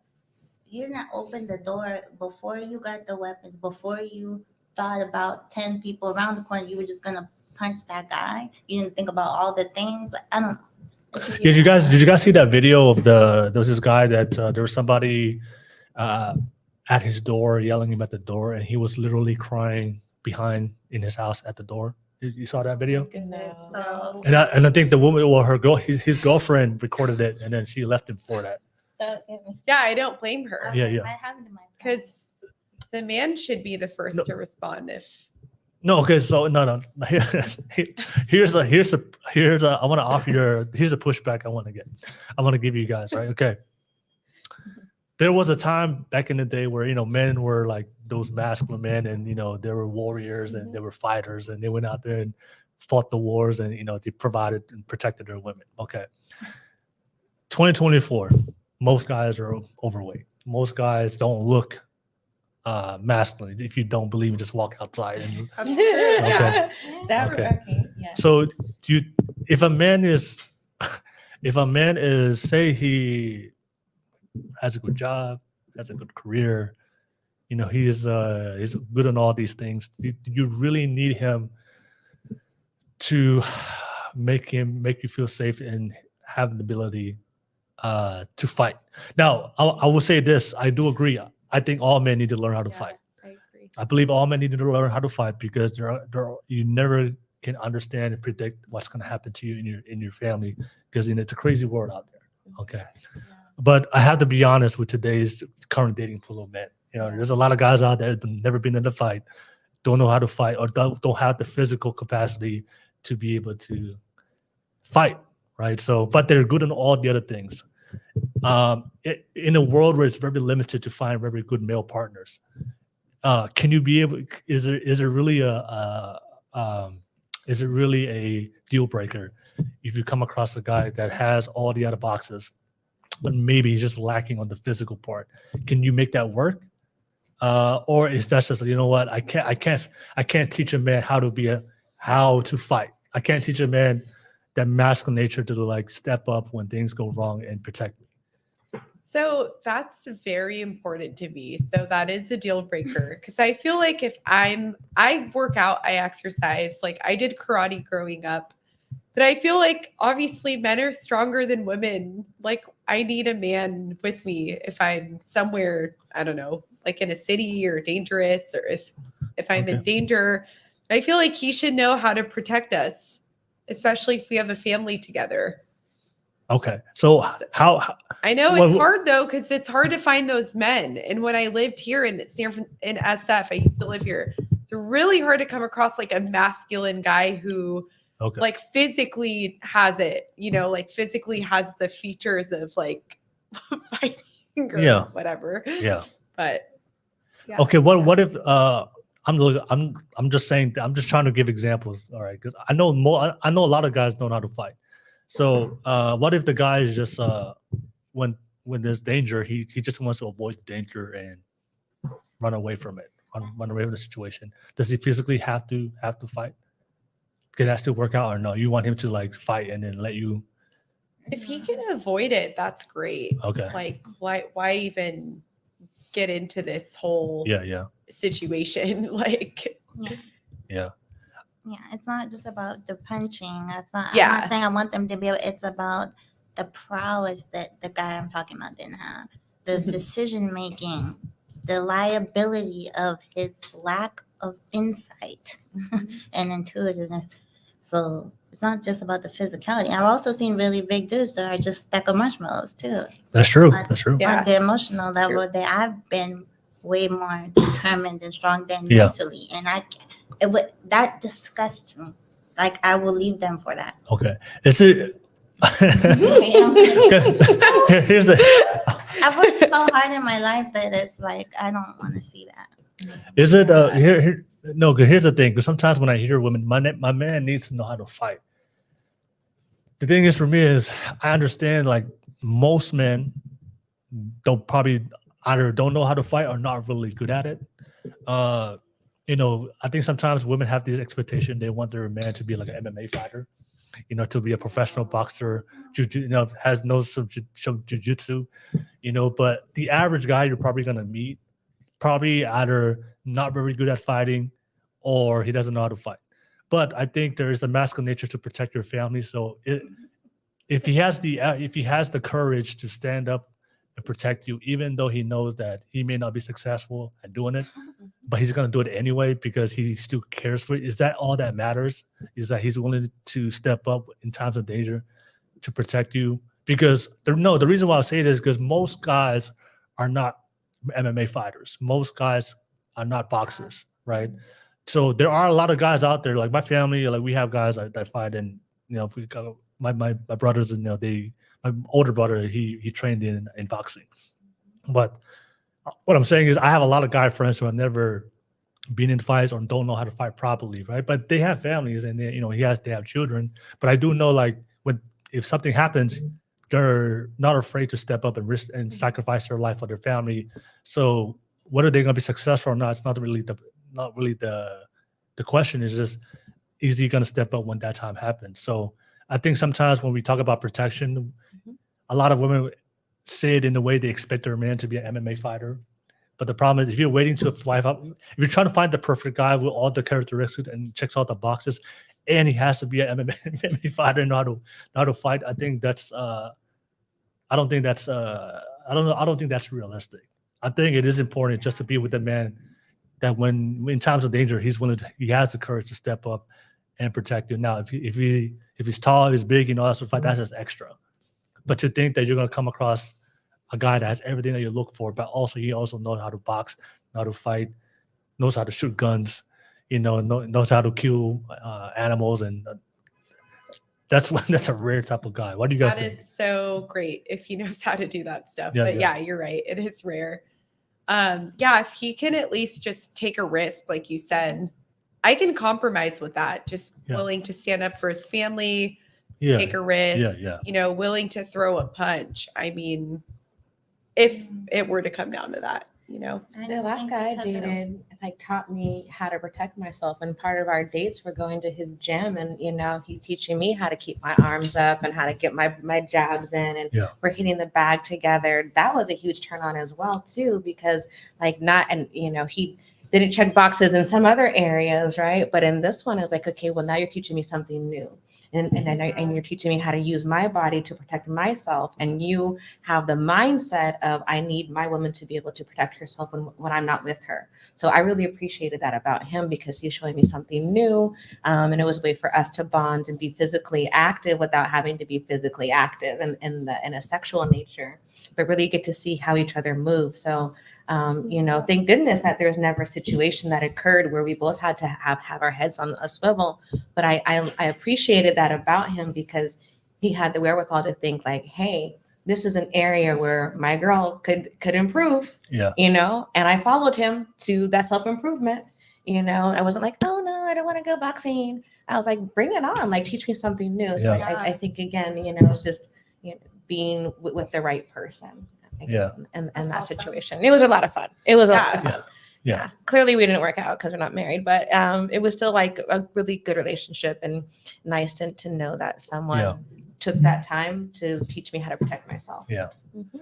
I believe a more realistic sense is, I think as long as a man can be able to, he has the courage and he's able to stand up for you when you're in danger. I think that's all that matters. I think, here's a reason why. Just because a man knows how to fight doesn't necessarily mean he be able to control himself and be able to handle that situation. I know a lot of guys that know how to fight, but they don't have no emotional control. So their only way of solving an issue is through fighting. And there's sometimes you put yourself in danger and your family in danger to fight somebody that you could have avoided by through a conversation. Yeah. All right. Yeah. So just because a man knows how to fight doesn't necessarily mean he knows how to resolve and protect. Because I would say that you may be able to know how to fight physically, but you put your family more at risk because your solving of problems is trying to punch them in the mouth. Yeah. All right. And then that can put the people in your life in danger. So I think it's just as long as he can protect you and make sure that he can resolve the issues, that's all that matters. Because sometimes if your only mentality is I want my man to fight, then I think sometimes it's unrealistic because I think there's sometimes a man will step up to protect his woman, and then in doing so he might get beat up and lose the fight, and then the woman will leave him because he lost the fight. He's not really a real man. I would disagree. I would say, well, he's a real man for stepping up and try to protect you. He probably lost the fight, but you were safe.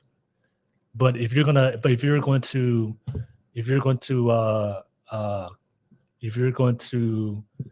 what's the word? Punish him for losing the fight when he was brave enough to stand up for you and take care of you. I think that for me, I think that's not really a appreciation of what your man did for you, because he can't win every battle, but at least he's willing putting the effort to, hey, look, I'm going to take care of this situation. You go and be safe. And whether he wins or not, as long as you're safe, that's most important. But I've heard women say, oh no, if he can't win the fight, I can't respect him. And I think that's a very limited way of understanding the responsibility of a man that wants to provide and protect you. That we're gonna do it in our own detriment. Whatever I live or die, I'm gonna do it anyway because this is part of my responsibility. Now, I think learning how to fight, understanding how to shoot, that can help and increase the success of protecting your family. But I'm just saying this from the majority of men. Most of these guys are not going to have the physical or skills to be able to fight. But as long as they're brave enough to stand up, I think that's all you want from as a woman.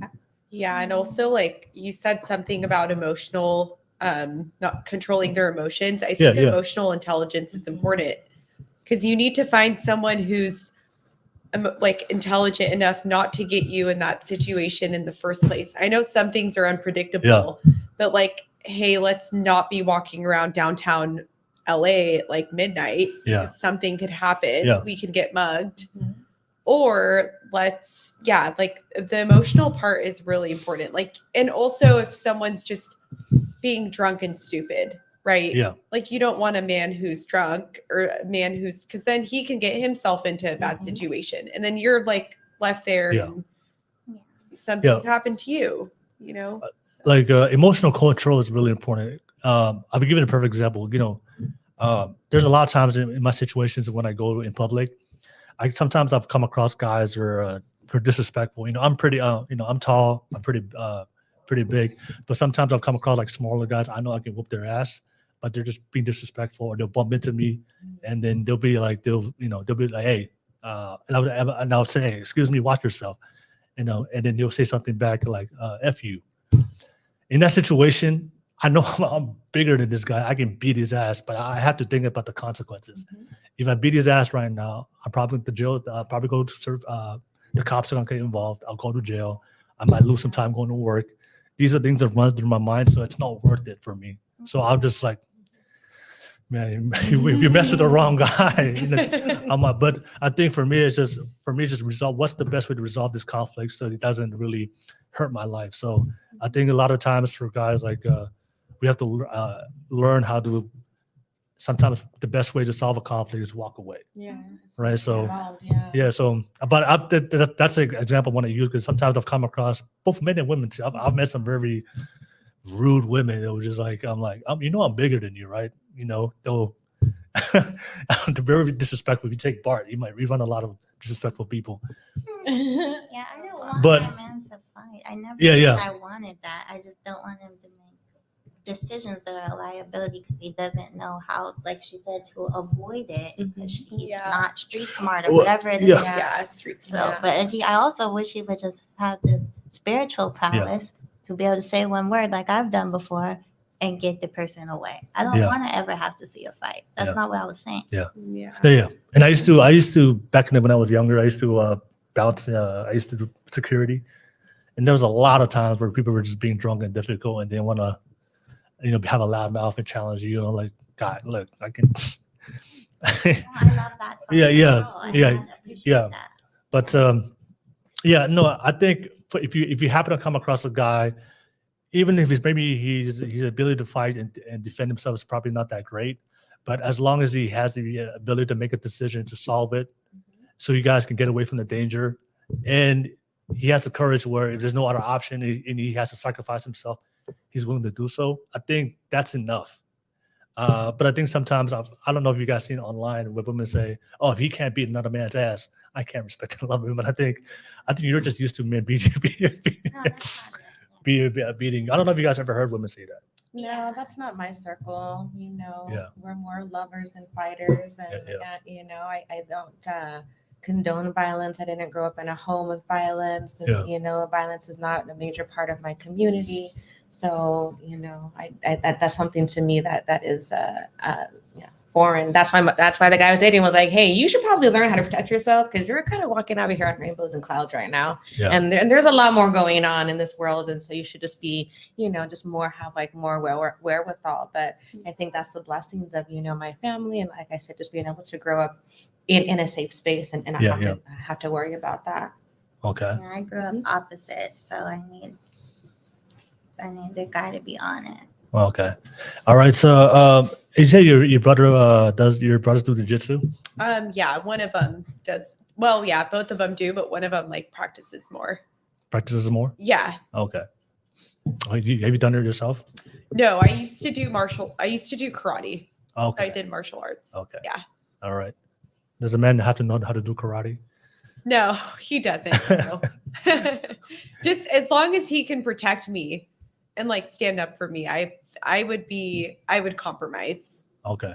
But he doesn't need to what the women were saying, fighting or if I can't respect him if he can't beat someone up or something. I don't. No, there was. I'm not. Yeah. That There, extreme. no, there was a video on Joe Rogan's podcast. If you guys heard of Joe Rogan, but there was a woman that was an MMA fighter. She was dating another MMA fighter, and then her man lost the fight, and because he lost the MMA fight, a professional fight, she said that I can't respect him anymore because he lost in an MMA fight. Well, So- again, that goes to their profession, their lifestyle, and what she's looking for in her provider, right? Yeah, yeah. I think that she might be the extreme, and not the norm. Yeah. Yeah. That's crazy. Okay. Yeah. All right. So I want to discuss this one thing that the 50-50. Have you guys heard that term 50-50 in relationships? Yeah. Okay. Why do you guys agree or disagree? Why do you guys agree or disagree to the 50-50 relationships? Because I heard a lot of women say, I want a 50-50 relationship. I want a 100-100. I want both of us to be putting everything into this and not 50-50. Yeah. And I feel like when you go 50-50, there's expectations that aren't being met on both people, for both of the people in the relationship, right? But yeah, I want 100. Keep it 100. Keep all the way. 100-100. Okay. Yeah, I remember I was talking to this guy, and he said that he's like, yeah, I'll pay for the first 3 dates. Oh. But then I want this was I was very surprised too when he told me this, but Yeah. I was extremely turned off because then he was like, after that, I want us to, work together, split things. And I told him, so do you have a provider mentality? Or I can tell he didn't have a provider mentality from that. Oh, wow. And I told him that's something that I appreciate. So I just don't think people should put numbers on everything. Yeah. Because that puts too much pressure on everyone. Like you have to do 50 of this, you do 50 of this. How about you do what you're good at and I'll do what I'm good at. Right. And let's make this 100% work. of what I'm good at, I'm gonna do. It goes back to that Yeah. balance that Yeah. you were talking about. Like it's so important. Mm-hmm. Because then people will start keeping tabs. Yeah, Oh, right? you did 20 today. You did 30. It's like, no. Yeah.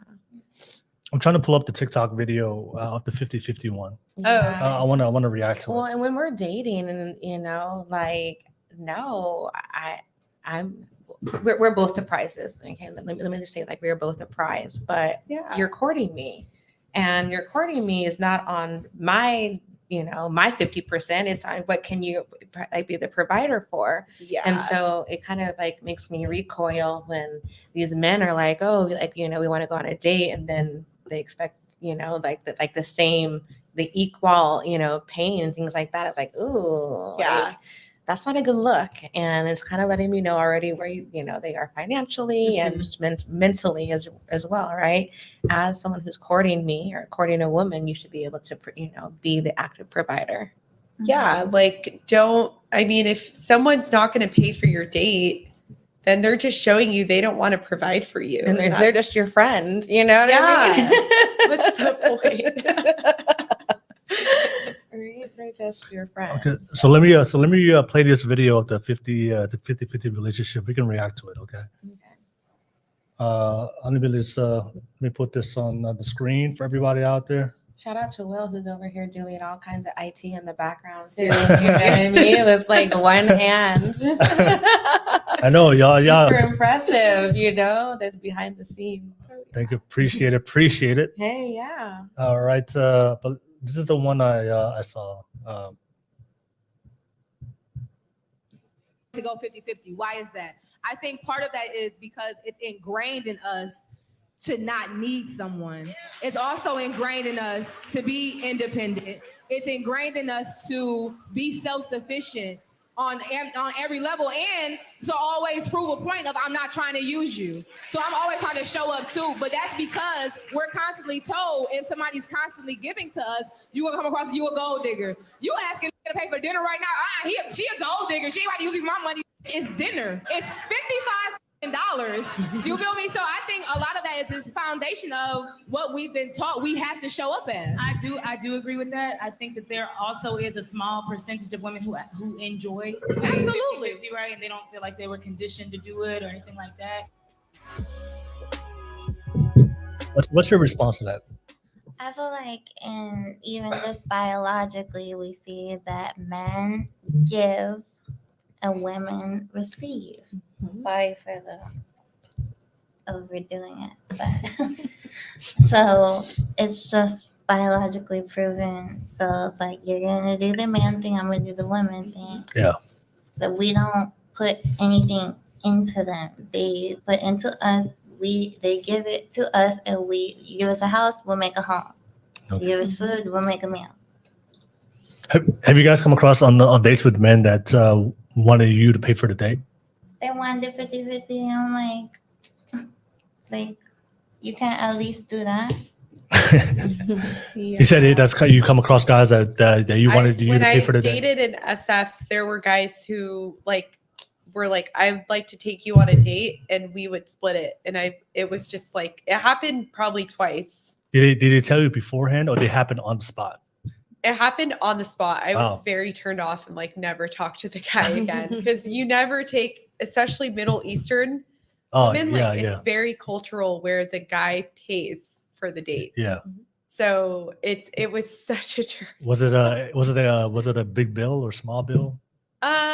It wasn't that big of a bill. Okay. It was probably like $80 or something. So split. That's a decent amount of change. Yeah. Oh, $80 for your end or $80 total? Sorry, total. Oh, $40. Yeah, Okay. it wasn't. It would. I just remember the bill being under 100. So I don't. No, I do agree with your stance. I think the 50-50 mentality. I think it creates a very competitive environment because you're always comparing Thank what you're trying to put into the relationship. So, oh, I did 60% today. You only did 40%. I think you're causing a very competitive environment is where you're micromanaging. You're just comparing everything. And the reality as human beings, we're going to give our best, but sometimes, if you have a great partner, sometimes I fall short, you pick me up.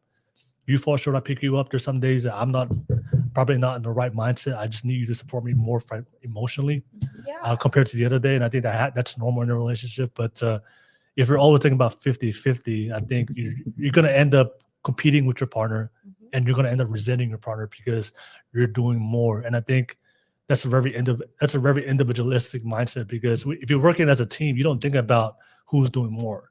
You're just thinking about you're doing what you need to do to make the relationship work. As long as the relationship is working and you guys are all contributing towards the goal of making sure that relationship is the focus, whether I do 80%, 20%, but the relationship is working, great. Maybe next week I'm doing reverse 80%, you're doing 20%, but that's what you need to do in that specific day to make it work.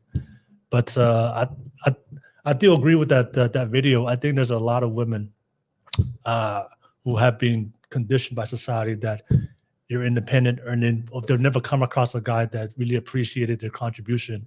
So that's why they're always thinking about what they're doing to compare it to the other person. Do you guys have any response to what she was saying? Like the one with the dates is a perfect example. I think a lot of women have come, like your example. They've gone on dates with the guy, paid for the date, but the guy was using that against her. Hey, I paid for the date. Like, you should.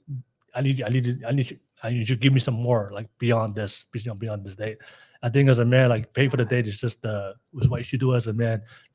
I pay for the date, you should pay for the date, but then whatever comes after, that depends on how you guys build a relationship. That's the courting stage. Yeah. The courting. And I think that is like it's very lost on, these modern day men is like courtship is how women and men fell in love before. Like write me a love poem, pick me some flowers in the garden, like be romantic and court me. And don't think that because you buy me dinner, you're going to get in my panties now. That's not it, and if that is your intention, then you've met the wrong woman because that's not who I am. And so I just think that, having that 50-50 mentality can sometimes be a toxic trait. Yeah. Again, like I said, I want 100. I'm going to put in 100%. I want you to be doing the same thing for yourself, and I'm going to do it for myself. And then if there's days where you're 75, I'll balance you out. If there's days where I'm at 82, you balance me out, whatever it becomes a balance. But it's always people are working for that 100, and no one is giving or taking anything that they're not able to also give or receive from themselves. I think that's when you have that healthy, balanced relationship. No, I heard a girl on the previous podcast I did. She said that the reason why she doesn't want the man to pay for the full date and she wants to go 50-50 is because she doesn't want him to expect anything sexual after.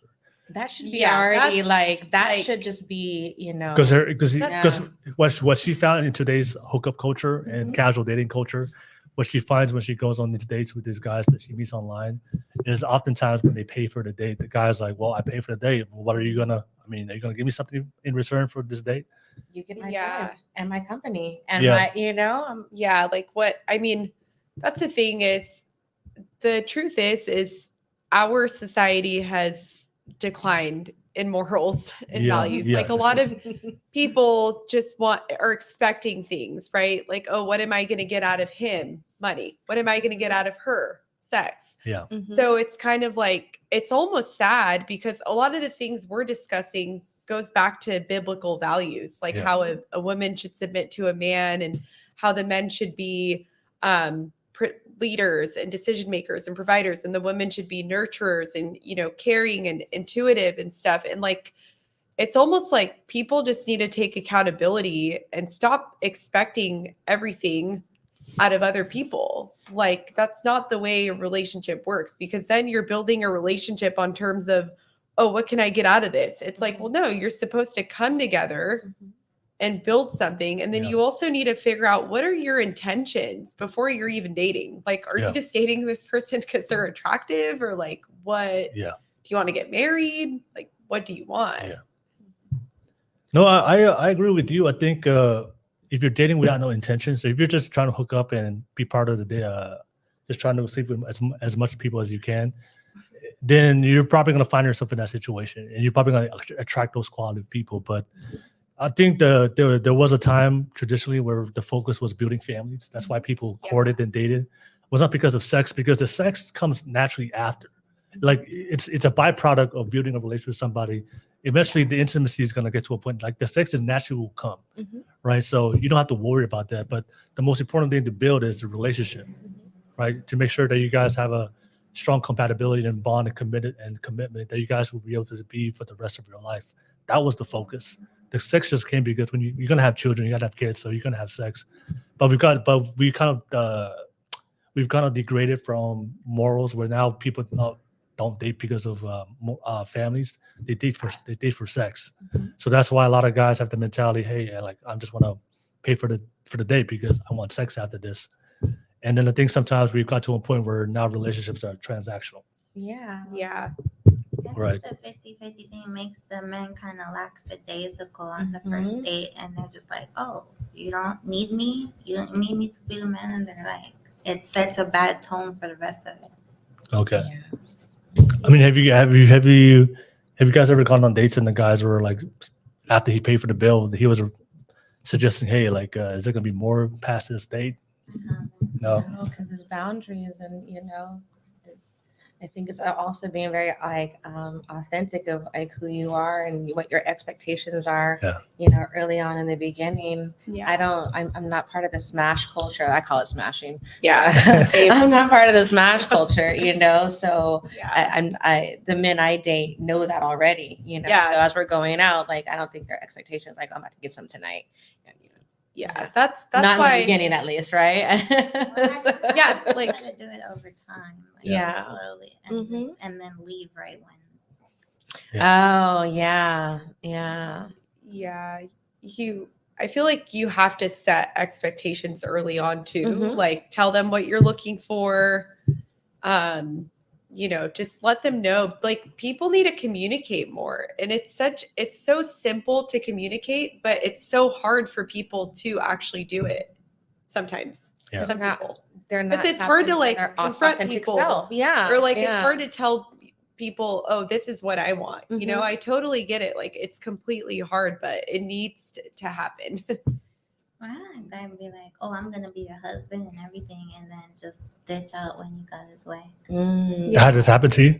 Yeah. Yeah. Like, Well, yeah. for a while we dated, and then right when he got his way, all that husband stuff, he was like on him. Cheated immediately. Yeah, that's why I said like that's why I say like you have to be able to see that what he's saying is match his actions. So if a guy said, I want to be your husband, is he proving you with his decision making skills that he's leading a life that's towards being a husband and family?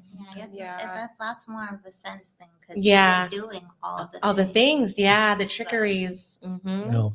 Some men are Like, really good at the chameleon, at pretending. It kind of goes back to the yes man, right? Yeah. Pretending to be someone that person is clearly not in their true, authentic self. They're in that charlatan mode, and they're in that creep mode, and they're in that ego mode, right? and then you have beautiful women, like Spirit, and some of the women here on this panel who open ourselves up, and then we get taken advantage of because the person who presented to us was not the person who they really authentically were. Yeah. But I see the red flags, and sometimes I'll have too much compassion. Yes. Yeah. You I can skiing past feel them you. like, oh, it's okay. Or like, We're what? gonna go on a healing Journey. Yeah. So No. as a healer, I think we also attract wounded men, that need that healing, and then we bring them to meet themselves where they are, and they can't handle that. So that's why one of my non-negotiables is I'm no longer willing to love someone beyond how they're capable of loving themselves. It is not my job to heal you and all these broken versions of this boy that is inside of you. If you don't love yourself enough, then it's not my job to do that for you. Okay. Yeah. It's true. All right. So I want to react to this video. It's like, oh yeah. He's gonna be a boyfriend, a husband, not a client. Okay, Yeah. so we were True, yes. so we were discussing about you know how there's a lot of men out there they'll intentionally just pay for the day because they want sex after, right? So there's this I want to react to this clip about being flown out. Okay, have you guys heard of the flown out culture Yeah. Yeah, on TikTok. on TikTok? It's a big Yeah, thing. Okay, okay. Get that too. All right, so guys will I don't come on so TikTok. guys will fly out. So guys will fly out girls, right? So I want to play this video because what the guys are saying is if I fly you out, you already know what the expectation is when I fly you out, and then a lot of girls are saying, well, if you fly me out, that's your own choice of flying me out. There's no obligation for me to fulfill if you choose to fly me out. So it's a whole back and forth between online. So let me just play the video real quick, and then we get to react to it. And so let me just put it up for everybody to see. Can I close that? Yeah, close that. Yeah, close It's that. cold. I hate coldness. Yeah, me too. Don't think for a second that guy is flying you out without no benefit. In his mind, I flew you out. I'm paid for that cat. You got to be 10 steps ahead. There are some guys that are going to tell you straight up, and there's some guys that are not going to tell you the truth straight up. So you know what you do? You look at your period calendar. Oh, my period is coming on the 5th. He's going to fly me out on the 5th. Okay, yeah, babe, fly me out for the 5th. Boom. You'll be like, oh my God. This is the worst day ever. And he's going to ask you, why? What happened? I just got my period. Oh. Don't think for a second that guy. All right, so that was yeah, I saw this online. So you know, we live in modern day society. People can date, you know, from different states, from different countries. So there's a lot of guys out there. You guys can meet online. He'll fly you out. But if he chooses to fly you out, should there be an understanding that if I'm paying a lot of money to buy your ticket to fly you out, and if it's for 1 day or 2 days or 3 days a trip, should there be an expectation of like you have to fulfill his physical needs as a man based on what that video was saying? What's your reaction to it? I've been flown out and not hooked up, you know, and it was, I don't think that he had the expectation that was what was going to end in from the beginning and from the conversations that we were having. Okay. And again, you know, it's about being honest and transparent. And, you know, we had a beautiful time in Sedona, Arizona, and, you know, we got to have more of a spiritual connection. This is also a person who's very much like about their creativity and on their business. And so, you know, it was really just about the two of us enjoying each other. We're still friends to this day. You know, we still talk on a regular. But yeah, you know, I think in that situation, there wasn't an expectation. It was like, girl, I really want to see you. I live in another state. And if this is the only way I get to see you, then yeah, I'm gonna fly you out, you know, and the whole like faking on your period and all that, again, that's that charlatan, you know, that's that ego kind of thing. It's like you have to be very clear in what that expectation is before you get on the plane and have that conversation before you get on the plane. So that way there are no trickeries or surprises when you get there. It's very, like, again, it's very clear. It's very transparent which both parties want. Okay. What about you, Natalia? What's your reaction to that clip? Honestly, I've never had that experience before, but I feel like, yeah, men do have expectations if they're flying you out. So if they are, you should set the expectations. Like Mira said, I like what you said. I agree with it. But then also, I think, I don't know if this is related, but I feel like if you are doing long distance, I feel like the guy should come see you first. He should fly to you if he's courting you, because that really shows like he's serious about it. You should, yeah, don't fly to him, ladies. Don't do it. I've never done it. So he should fly over first. He should fly over to court you or to show that he's serious. You know, Yeah, that's true. That's true. What about you? What about you, Spirit? What do you think? What's If the a rest of guy that is clip? saying that to you, he's basically just saying you should have known. That's all I wanted. And then second, the period thing, they're still gonna try to hit it anyway. Most of them. You're gonna air horn on that one. that's so true. Yeah, but again, it's communication. It's, being transparent. Yeah. It's, making sure that both parties understand what may or may not be happening, like if it happens, it happens. But, and like in my case, it was not not about that sexual connection, but more about the like, hey, the spiritual connection. So yeah. You knew yourself enough to be able to see others. A lot of people don't. Yeah, and communicate that, and like not be afraid to say, just no expectations on this trip, and that's okay as well too. Yeah. No, I agree. I think my only thing for the guys out there who complain about women, if they pay for the trip and the women don't, reward them with sex, and I guess just women out there that would just go on a free trip, but they have no genuine desire for the guy, but they'll just, look, it's free money, free dinner, free trip. Why wouldn't I say yes to it? as a woman, I think a lot of guys out there, they'll lead for with their.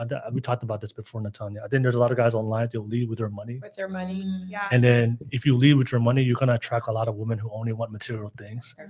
And because you're trying to impress them with your money, and that you can buy them out, you can fly them out, But I think a lot of times you're gonna attract women like that, and they're gonna use you specifically for your money, what she can get from you financially, but she won't reciprocate and give you sex. So, and I think if you lead with your money as a man, you're gonna find yourself in a situation. So if you're always trying to use let me fly you out as a way to impress her, and that's all you have to offer, then you're gonna find a lot of women who only want that specific. They only want to date you because you can fly them out, and you can give them a pay for their trip. But if you're looking for something more, then that's not something a woman that's going to be impressed by if she's looking for a deeper relationship. Like flying her out doesn't matter to her, right? So I think that's what happens with a lot of guys. But the flying trip, I mean. But also, I think a lot of women need to understand what they're getting. I'm not taking any accountability from the men, but I think you should kind of take accountability as women as well. Like if a guy is buying you a trip to Vegas and you're landing there like at midnight or just I think you should have some kind of like self-awareness. Yeah, self-awareness to know like. And especially if you're dating a guy that's, if you're dating some older guy, if the guy's like, you have an age gap of like 15, 20 years, you find some sugar dude out there, he's paying for your trip, and you don't really have a genuine connection, but he wants to spend this amount of money on you. I think there should be some self-awareness to understand, this guy probably just wants to use me for my body. So don't be confused if you go meet him and then he's like, wait, you're not going to sleep in my same room? I think you should have some self-awareness. Like there are a lot of guys out there that they just want to pay for sex, and then they use their money as a way to get that from out of you. But I mean, like a lot of women just I don't mean to like point the finger, but you shouldn't put yourself in a situation like that. Like, you need to be careful, because then the guy feels like he has the control over you. And what if you don't even know this guy? Like he can murder you. Like women need to be very careful with that. They might expect more. They want you in the same room. Like that's really just intimate so fast. Like, women need to be careful, because a lot of women do date men for their money. And so that's what you're going to get in return. Yeah. Right. Yeah. So you have to be careful. And I think social media has convinced a lot of women like these transactional type of relationships that's love. Yeah. And that right. So a lot of women think, if a man, is a multimillionaire, he's paying for the house, paying, flying me out, paying for my Gucci bag, my Louis Vuitton bags, and just splurging on me with all these lavish gifts. A lot of women confuse that as love, as a relationship. But transactional relationships, they don't really last long because there's no connection, emotional connection, and that's what keeps people together. Like the money is not gonna be a reason why people are gonna be loyal to you and stay with you for the rest of your life. It's not the money, it's the emotional connection that you guys build over time. But I think a lot of women have confused, and social media have confused a lot of women. The man, and same thing for the men. Social media has convinced a lot of men, if you find a hot woman and she's good at sex, and she has a banging body, then that's love, Wipe right? her up. Yeah, wife her up, and Wipe her up right now. wife her up, right? And and then she, she gives you some attention as a man. That's your first, hot, attractive woman you had in your life. In your mind, it's oh, this is the one. She loves me because of truly who I am, and not because of my money. I think a lot of the content online convinces men and women that transactional relationships is love, but they find themselves in situations where it's not. When they find out the hard way that transactional relationship is not strong enough to keep people loyal and committed to you, and they will end up finding somebody else. Because the one guarantee I will always say to men and women out there, there's always a man with more money than you, and there's always a girl more beautiful than you. So if you base it on that person, if they're only with you because you're hot, or you're only with you because you got money, it's gonna wait till you come across somebody else with more money and she's more attractive, and they're gonna end up finding somebody else better than you, because it's not based on something like foundational. Yeah, I was laughing at the wifing the girl. Yeah.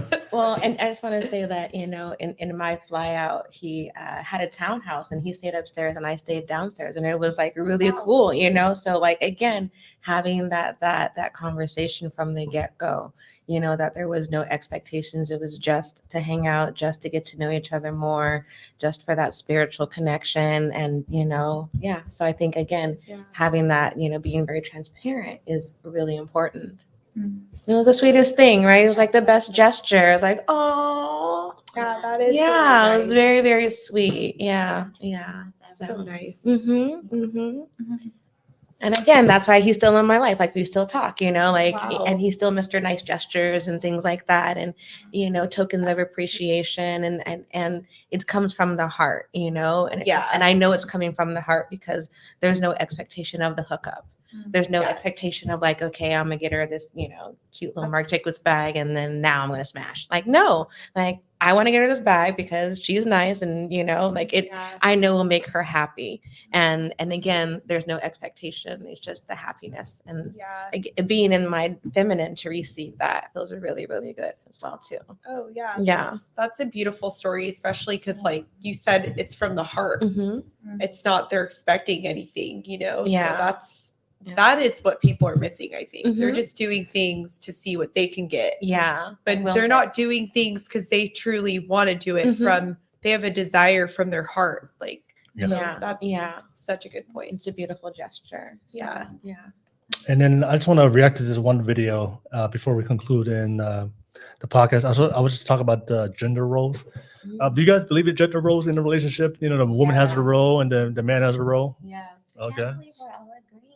I know. I just got a little quiet last time. Oh, yeah, we had a lot of conflicting. We had a lot of conflicting. I thought there would be. Like, I just expected there to be different opinions. No, sometimes I it think happens. Traditional women, Yeah. No. Yeah, like, I think we're at the core, right? Yeah. No, you Yeah, you guys are like, It varies. Aw. Some panels I have everybody's the same opinion, but some panels everybody is just opposite of what they think, yeah. and those are the ones that might end up becoming climactic. Yeah. But let me just play this video real quick. This is gonna be the last one we're gonna react to. We're just talking about gender roles. All right, so there we go. Share screen. Okay. So nice. I know. Do you think gender roles are important? Yes, I do. And gender roles by what regard? Traditional values or modern day values? And do you think they're different? I think there should be a healthy balance of both. I think that traditional values in today's society don't necessarily pan out. And I think a lot of today's worldviews are too extremist, far off from traditional values. So, for example, like I believe in a 2-income household. I would love to be in a household where both work. Obviously, I would love at some point, if I were to have kids, for me to have to take time away from work or not work so that I could be with my kids. But I don't necessarily believe in the whole men are just the providers and that's just their job, because I feel like men are more than that. And traditional values would say otherwise. Do you think gender roles? Okay, so what's your reaction to that? So there are a lot of if you believe in gender roles, you believe we have a specific role we play at. I did mention before, shout out to Damien. I think there's an understanding for both men and women. Is like there's some things that women are good at better than men, and that you bring to the relationship, and there's some things that as men we are better than at as women, that in the relationship. But that doesn't necessarily mean that we don't value and appreciate what we bring. We just have understanding that there are different things biologically that we bring to the table that complements each other because we are different, right? So women are different, men are different, but we find a way to build a relationship because we bring something different that complements it, right? So, but there are a lot of women out there, they don't believe in gender roles. They believe, I can do what a man does, and I expect my man to do what a woman does. But as we see in the statistics, relationships is not working out, and people are divorcing. It is a high rate of divorce, even though people are getting themselves in those type of relationships. But what's your response to that, and what do you want to add to that? Spirit, go ahead. Let me start with your Spirit. They don't want to hear from me. Go ahead. I want to hear from you, Spirit. Go ahead. What's your response to that clip? I'm all the way old school with it. That's all right. I don't want to say too much and get canceled right now. Not that I care, but. Okay. I'll say it for you. Go ahead, Natanya. I just think, I agree with gender roles. Like men and women complement each other, like you said, and men are good at doing certain things like leading and providing, and women are good at doing other things like nurturing for a baby. Yeah. Like the connection between a mother and her child is different than a father and the child. Yeah. So I think you have to find that balance, going back to what you said, and it goes back to traditional values, like biblical values. These are things that people are missing, I think. And it just goes back to like being also a good person and being, like knowing how to balance it in a relationship, I think, like balance the gender roles. Oh, I don't want to go off on a tangent. Okay. What about you, Barra? I think that, yes, I mean, at the core, there's definitely gender roles. And I also think that there are relationship responsibilities. And those things are, like maybe the responsibility is who's going to make dinner. Well, if he's get off early and then I'm working late, whatever, like make some food for the family. You know what I mean? It's not like it has to be on me. Or maybe I'm coming home late. So that means I'm taking the trash out because it's trash day or whatever. But so I think that there's roles, right? The provider, the leader, the head of the household, but then there's also responsibilities that need to be shared. And so that way, the household is balanced and there's no finger pointing of like, well, it's trash day and you let it pile up. It's like, well, So I think there's roles and there's also like responsibilities, but I'm definitely in my feminine, and I seek the partner to be in that masculine role. And then, as the partner, making sure that I'm responsible as well, too. So if he's giving me the money, I'm not going to be out there just spending it on frivolous things, but I'm making sure that I'm putting it into investments, that I'm looking at our long-term future. Like our grandmothers and our grandfathers would come home, give them the check, and they would take care of the household. They knew how to do that. I think that that's a lost art form now, that like some people, that both genders are not fiscally responsible. The woman on the clip was talking about a 50-50 household in terms of two income earners, and we live in the Bay, so you definitely got to figure out who's helping to pay the rent and things like that. I think that's really important also, that both people are equally working to contribute to that household. Okay, you want to say something, Tanya? I did, yeah. Like one thing that I forgot to mention was finances. That's a really big problem because living in 2024, we're not in like the 1970s where, 50s. the 1950s, right? When a man can actually like fully provide for a woman. But because we live in 2024, everything's so expensive. I feel like the two parties have to work. Everyone needs to make a living, but you have to know how to balance your feminine energies. So when you come home, take off like the masculine side and, cook your man a meal or clean for him, whatever, like make sure that you can balance it, like be able to do both. And then obviously I think a man can still provide for a woman, even if she works too, by making more and by Yeah, I would say just like I think it's better for the man to make more than the woman. Yeah. So he doesn't feel emasculated, but I think he can still provide for the family even if the woman is working. That's what I meant. Yeah. No, I think I do agree with you. I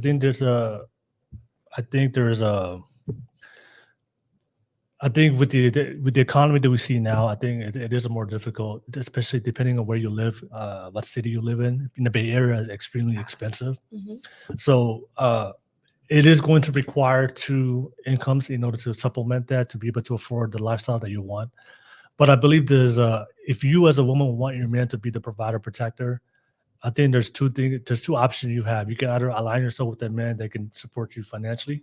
So that means you have to find a man that's already successful. But the problem with that is there's only a small percentage of men that are established and successful. So if you happen to come across a man that's not successful, I think that's your job as a woman to communicate that with him. Look, I don't want to be able to work long term. I want to be able to rely on you and depend on you to be the breadwinner and provider protector for the family.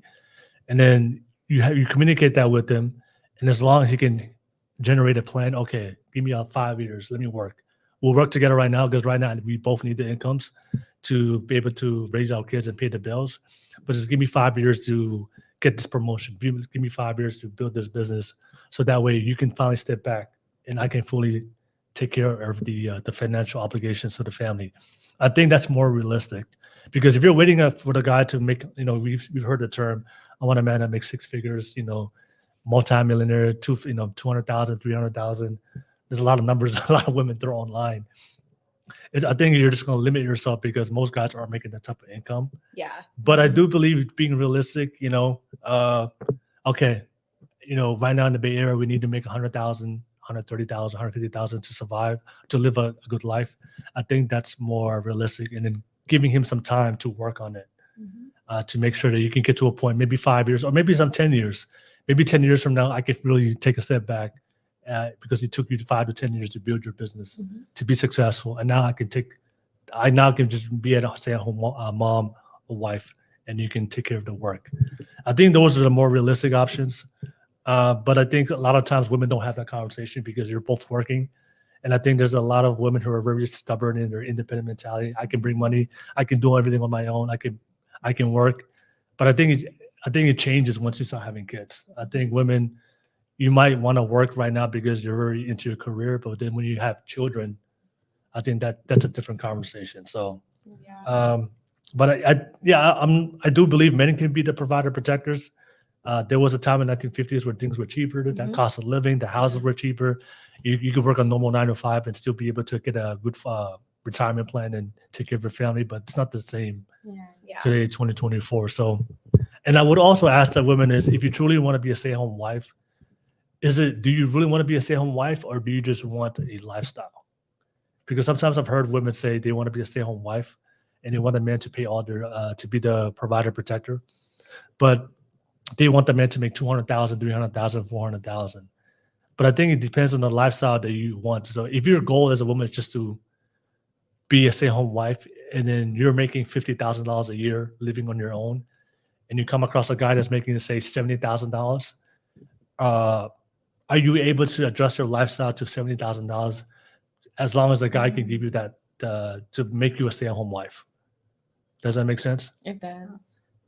Because I think women say, I want to be able to stay home wife, but he needs to make $500K, right? So you don't need to be, your man doesn't need to afford $500,000 a year to afford you to be able to stay home wife. There's a lot of women right now being stay home wives, and their guys is a blue collar job, right? We're making $60,000 a year, $70,000 a year. Now they may not have that lavish lifestyle that we see online on social media, but they make enough. They make a good living enough, and they live a very basic lifestyle. But that works for them because all the women wanted to look. I just want to raise my kids. So if I meet a man that's making $60,000, we'll make the sacrifices depending on where we live, what we eat, what we buy, the type of car we buy. But my goal is just to be a stay-at-home wife. But I think there's a lot of women who say they want to be a stay-at-home wife, but my man needs to make 200, 300, 400, 500K. I don't really think they want to be a stay-at-home wife. You just want the lifestyle that comes with being a stay-at-home wife, because there's a lot of women out there like they found a man is making 60, 70, $80,000 a year. And for them to be able to adjust to that financial lifestyle that man can afford her.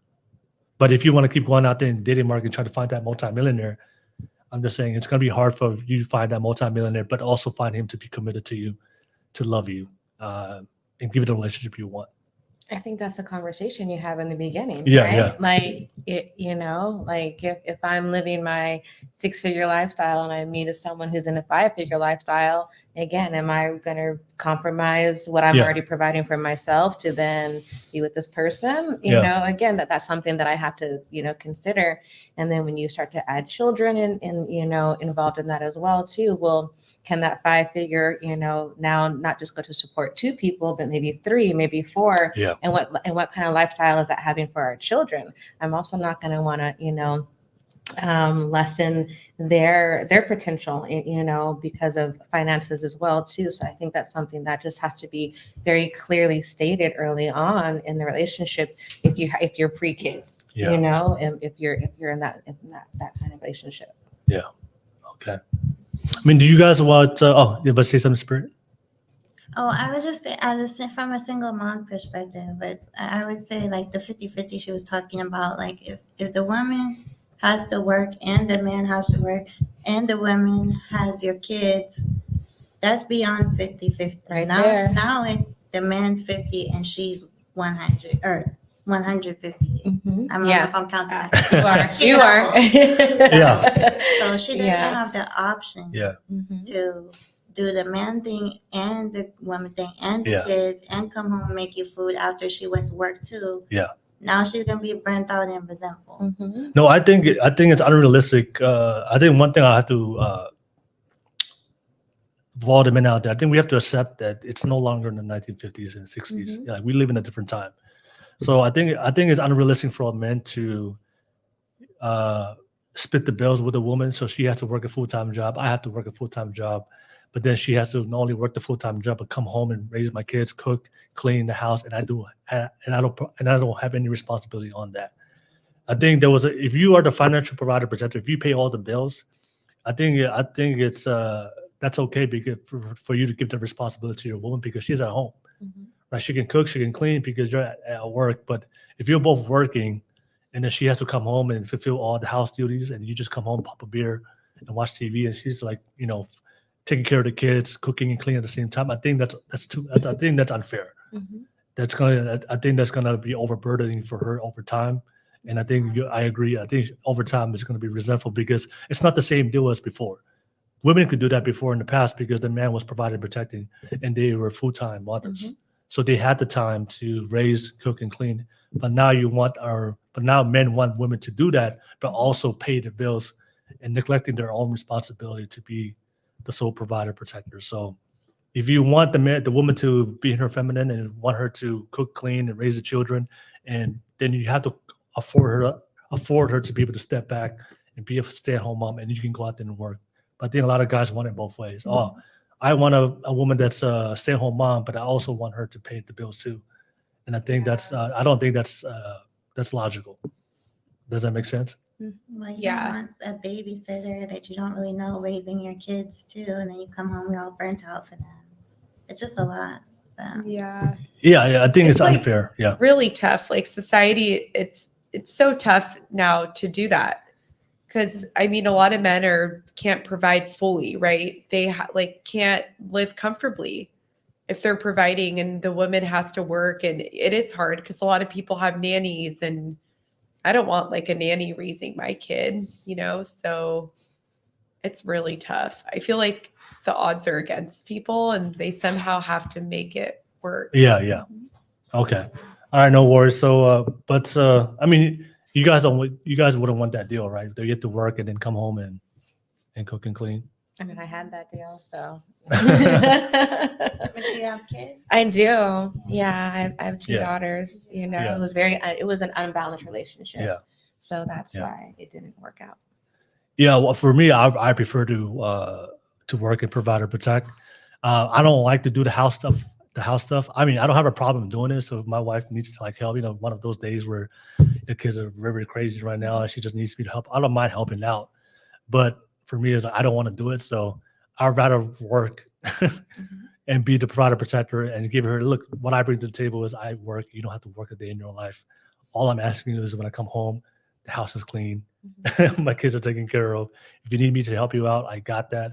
But I think it's, I think what you mentioned before, I think it's communicating. I think people don't communicate what roles they want to play. You guys want to figure it out later. But as a man, if you don't want to do house chores, but you do want to do certain things in the house, communicate that to your wife and ask her, okay, are you okay with that? And if you're not okay with that, what do I need to provide you for you to be okay with taking care of the kids and raising the children? So that way you don't end up resenting me later on in the relationship. To be house husbands nowadays, you know what I mean? Like it flipped the script. And like, oh, what? Like, yeah, they want to be the house husband, and that's, you know. So talking about the truly equal in a relationship, like that is not the role, you know, that the man should be playing. Yeah, you know, and then that's where the resentment comes in, the masculinity comes in, because the roles are completely reversed.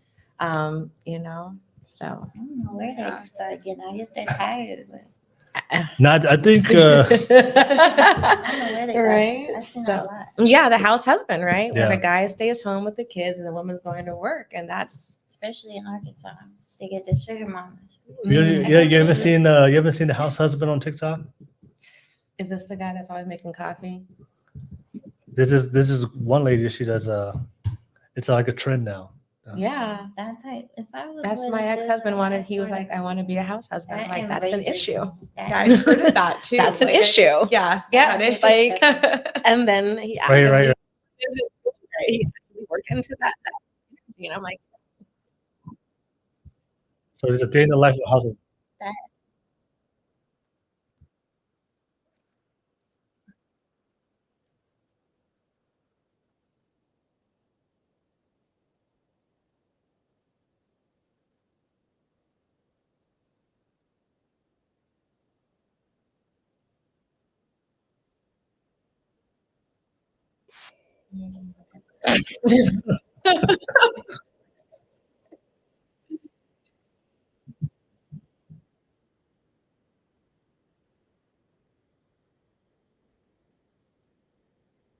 Oh no.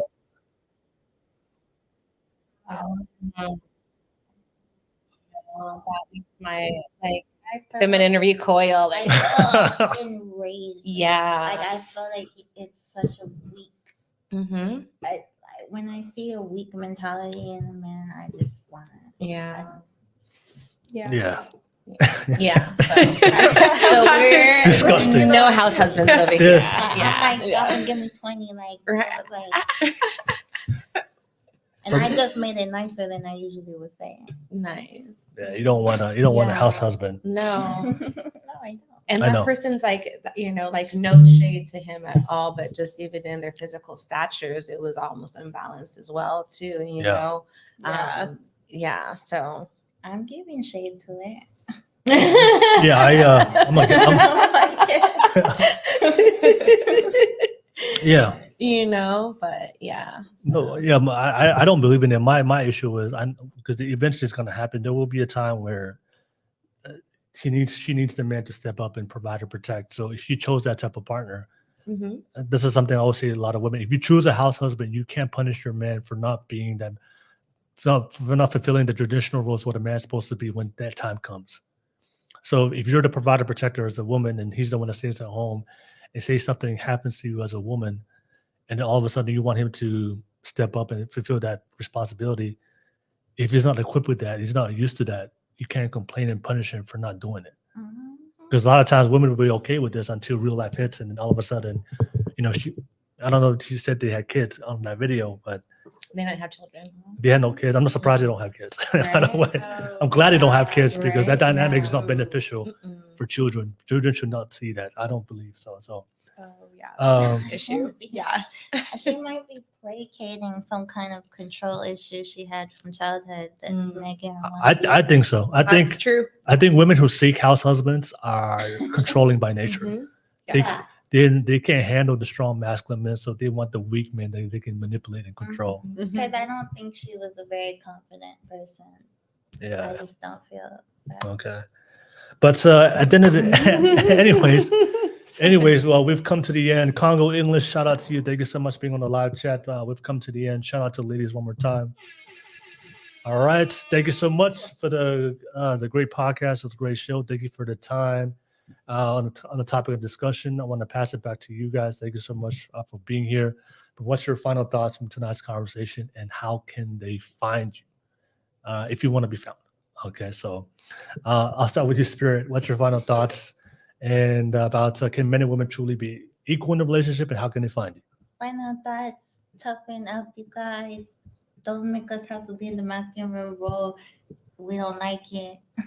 And you can find me at Spirit, the singer. Check out my music video. All right. Toughen up, fellas. Man up.